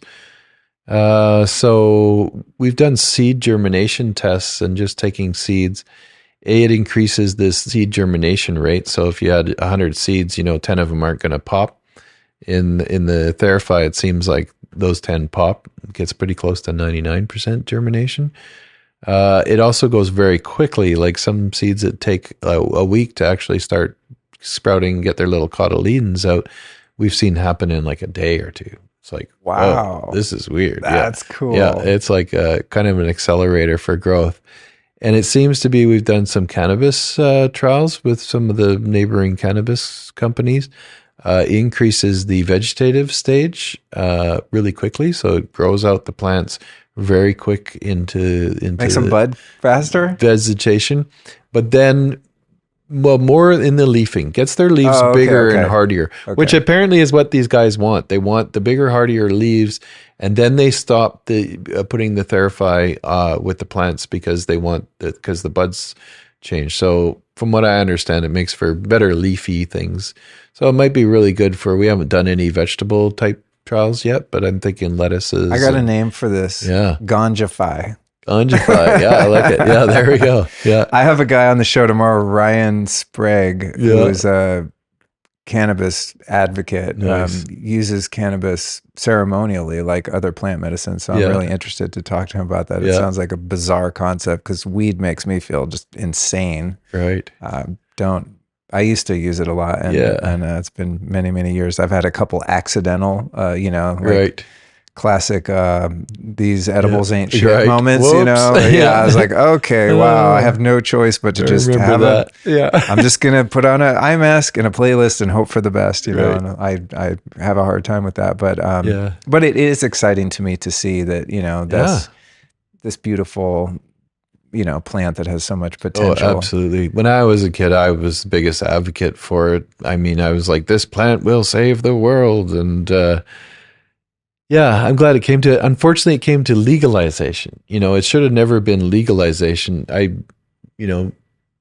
like Peter Tosh, legalize Yeah. it. Yeah. I didn't realize the implications that would come along with legalization, because that's just laws and you're still tied in the laws. The way they should have done it was just decriminalized it, because it's not a criminal activity. It's from the nature of God, and from nature, it's a natural plant.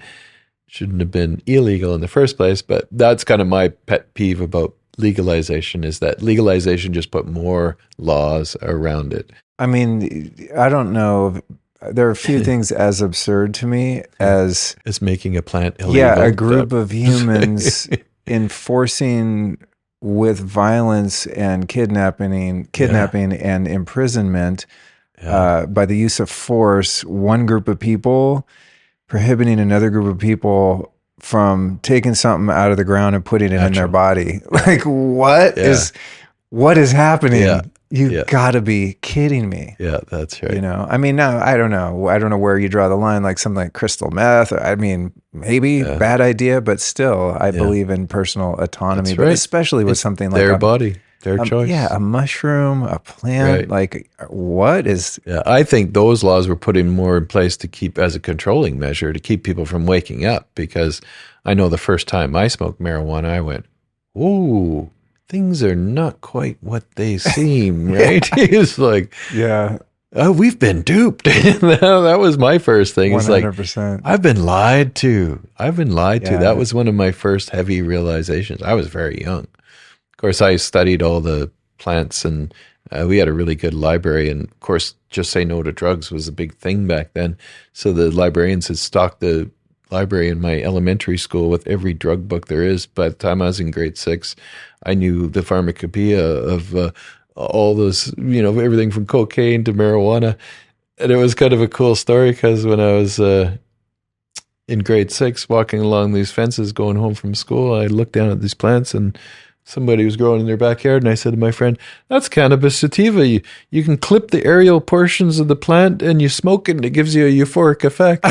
My buddy's like, fuck off. And I'm like, yeah, no, I read about this in the book. That's funny, dude. It's like, yeah, I remember, let's try it out. I remember in the 80s with the Just Say No propaganda. I was like a huge weed smoker when I was, even before as a teenager, but especially when I was a teenager. And you'd go to like the doctor's office, and there'd be these pamphlets that were these anti-weed pamphlets that would say how it would make boys grow breasts. Right. And it didn't stop me. I was like, hey, if I got to buy a bra, it's worth it. I'm going to keep smoking weed. But there was all this crazy propaganda about, and the brain damage and all this stuff. It's just like, oh my God. So then like to your point, you think about what's the motive? I mean, the motive has to be the control of consciousness, right? Is they don't want people waking up. There's another really funny law, which is, Wachuma, San Pedro, that contains mescaline, similar to peyote. And in this state, for example, you can go to the nursery and buy San Pedro cactuses. We have a bunch of them. I'm growing a bunch. I've seen them at Walmart. Yeah. They're legal to grow and possess, but if you carve off a piece of it and eat it, you're now in possession of whatever class drug. Right. It's insanity. Yeah. It's insane. Yeah. So you tell me, like, if I walk out in the desert and I chop off a piece of this cactus and make a tea out of it and do my thing, now I'm breaking the law. It's insane. Yeah. It's just absolutely retarded. There's no other word for it. That's the difference between natural law and man's laws. Yeah. I've been doing a lot of shows on common law and things like that lately, and just getting an understanding of this matrix of codes and statutes that's been superimposed on our society. It's really interesting stuff. I mean, it's very dense, and it's like, whoa, do I really want to go down this rabbit hole? Because I don't think you can ever learn it all. Right. There's so many layers of complexity to it, but underneath it is just kind of the common sense of, I don't know, it's like the 10 Commandments or the Golden Rule. It's like, that's pretty much the only thing we need to follow in order for society to function in a healthy and productive manner. Everything else is noise and control, and ultimately collectivism, and all its permutations, whether it's socialism, communism, whatever ism, right? Whatever it's like, isms there are, don't hurt other people, don't steal their shit, don't defraud them, don't damage them or their property. It's like, it's simple. it's like, you know, We'll all get along. go eat just some fine. cactus if you feel like it, Yeah. but just don't, you know, run over your neighbor's kid while you're on it. Yeah. Well, hot damn, dude. Thank you so much for such a beautiful conversation. I knew from listening to your other talks, we are just going to have so much fun. Yeah. Thanks, Leek. Yeah, it's always just fascinating meeting someone like you. And I will give you another compliment, and that is from the moment you two walked in, and I had a sense that this would be the case, you have such a grounded, peaceful, benevolent energy about you. It's really nice to spend time with you. Yeah, you do too. I think we noticed that too. We came in and was like, oh, there's this field. That's common. That's the Cool. It's good harmonic resonance. Yeah, and you there. guys were an hour early. Yeah. So I wasn't ready. I'm like half naked out in the sun, getting in the ice bath. I come in my towel like, oh, hey, want some tea? Yeah. So yeah, it's fun. It's awesome. just great how the conversation, you know, started. It's funny because you were an hour early, but it still started 12 o'clock on the nose, which is probably the first time I've ever started right on time. So wow, it's a great demonstration of just being in the flow and allowing things to be what it is. So thanks for having me. yeah. And thanks for your commitment to innovation and putting something that's really transformative out in the world, man. Awesome.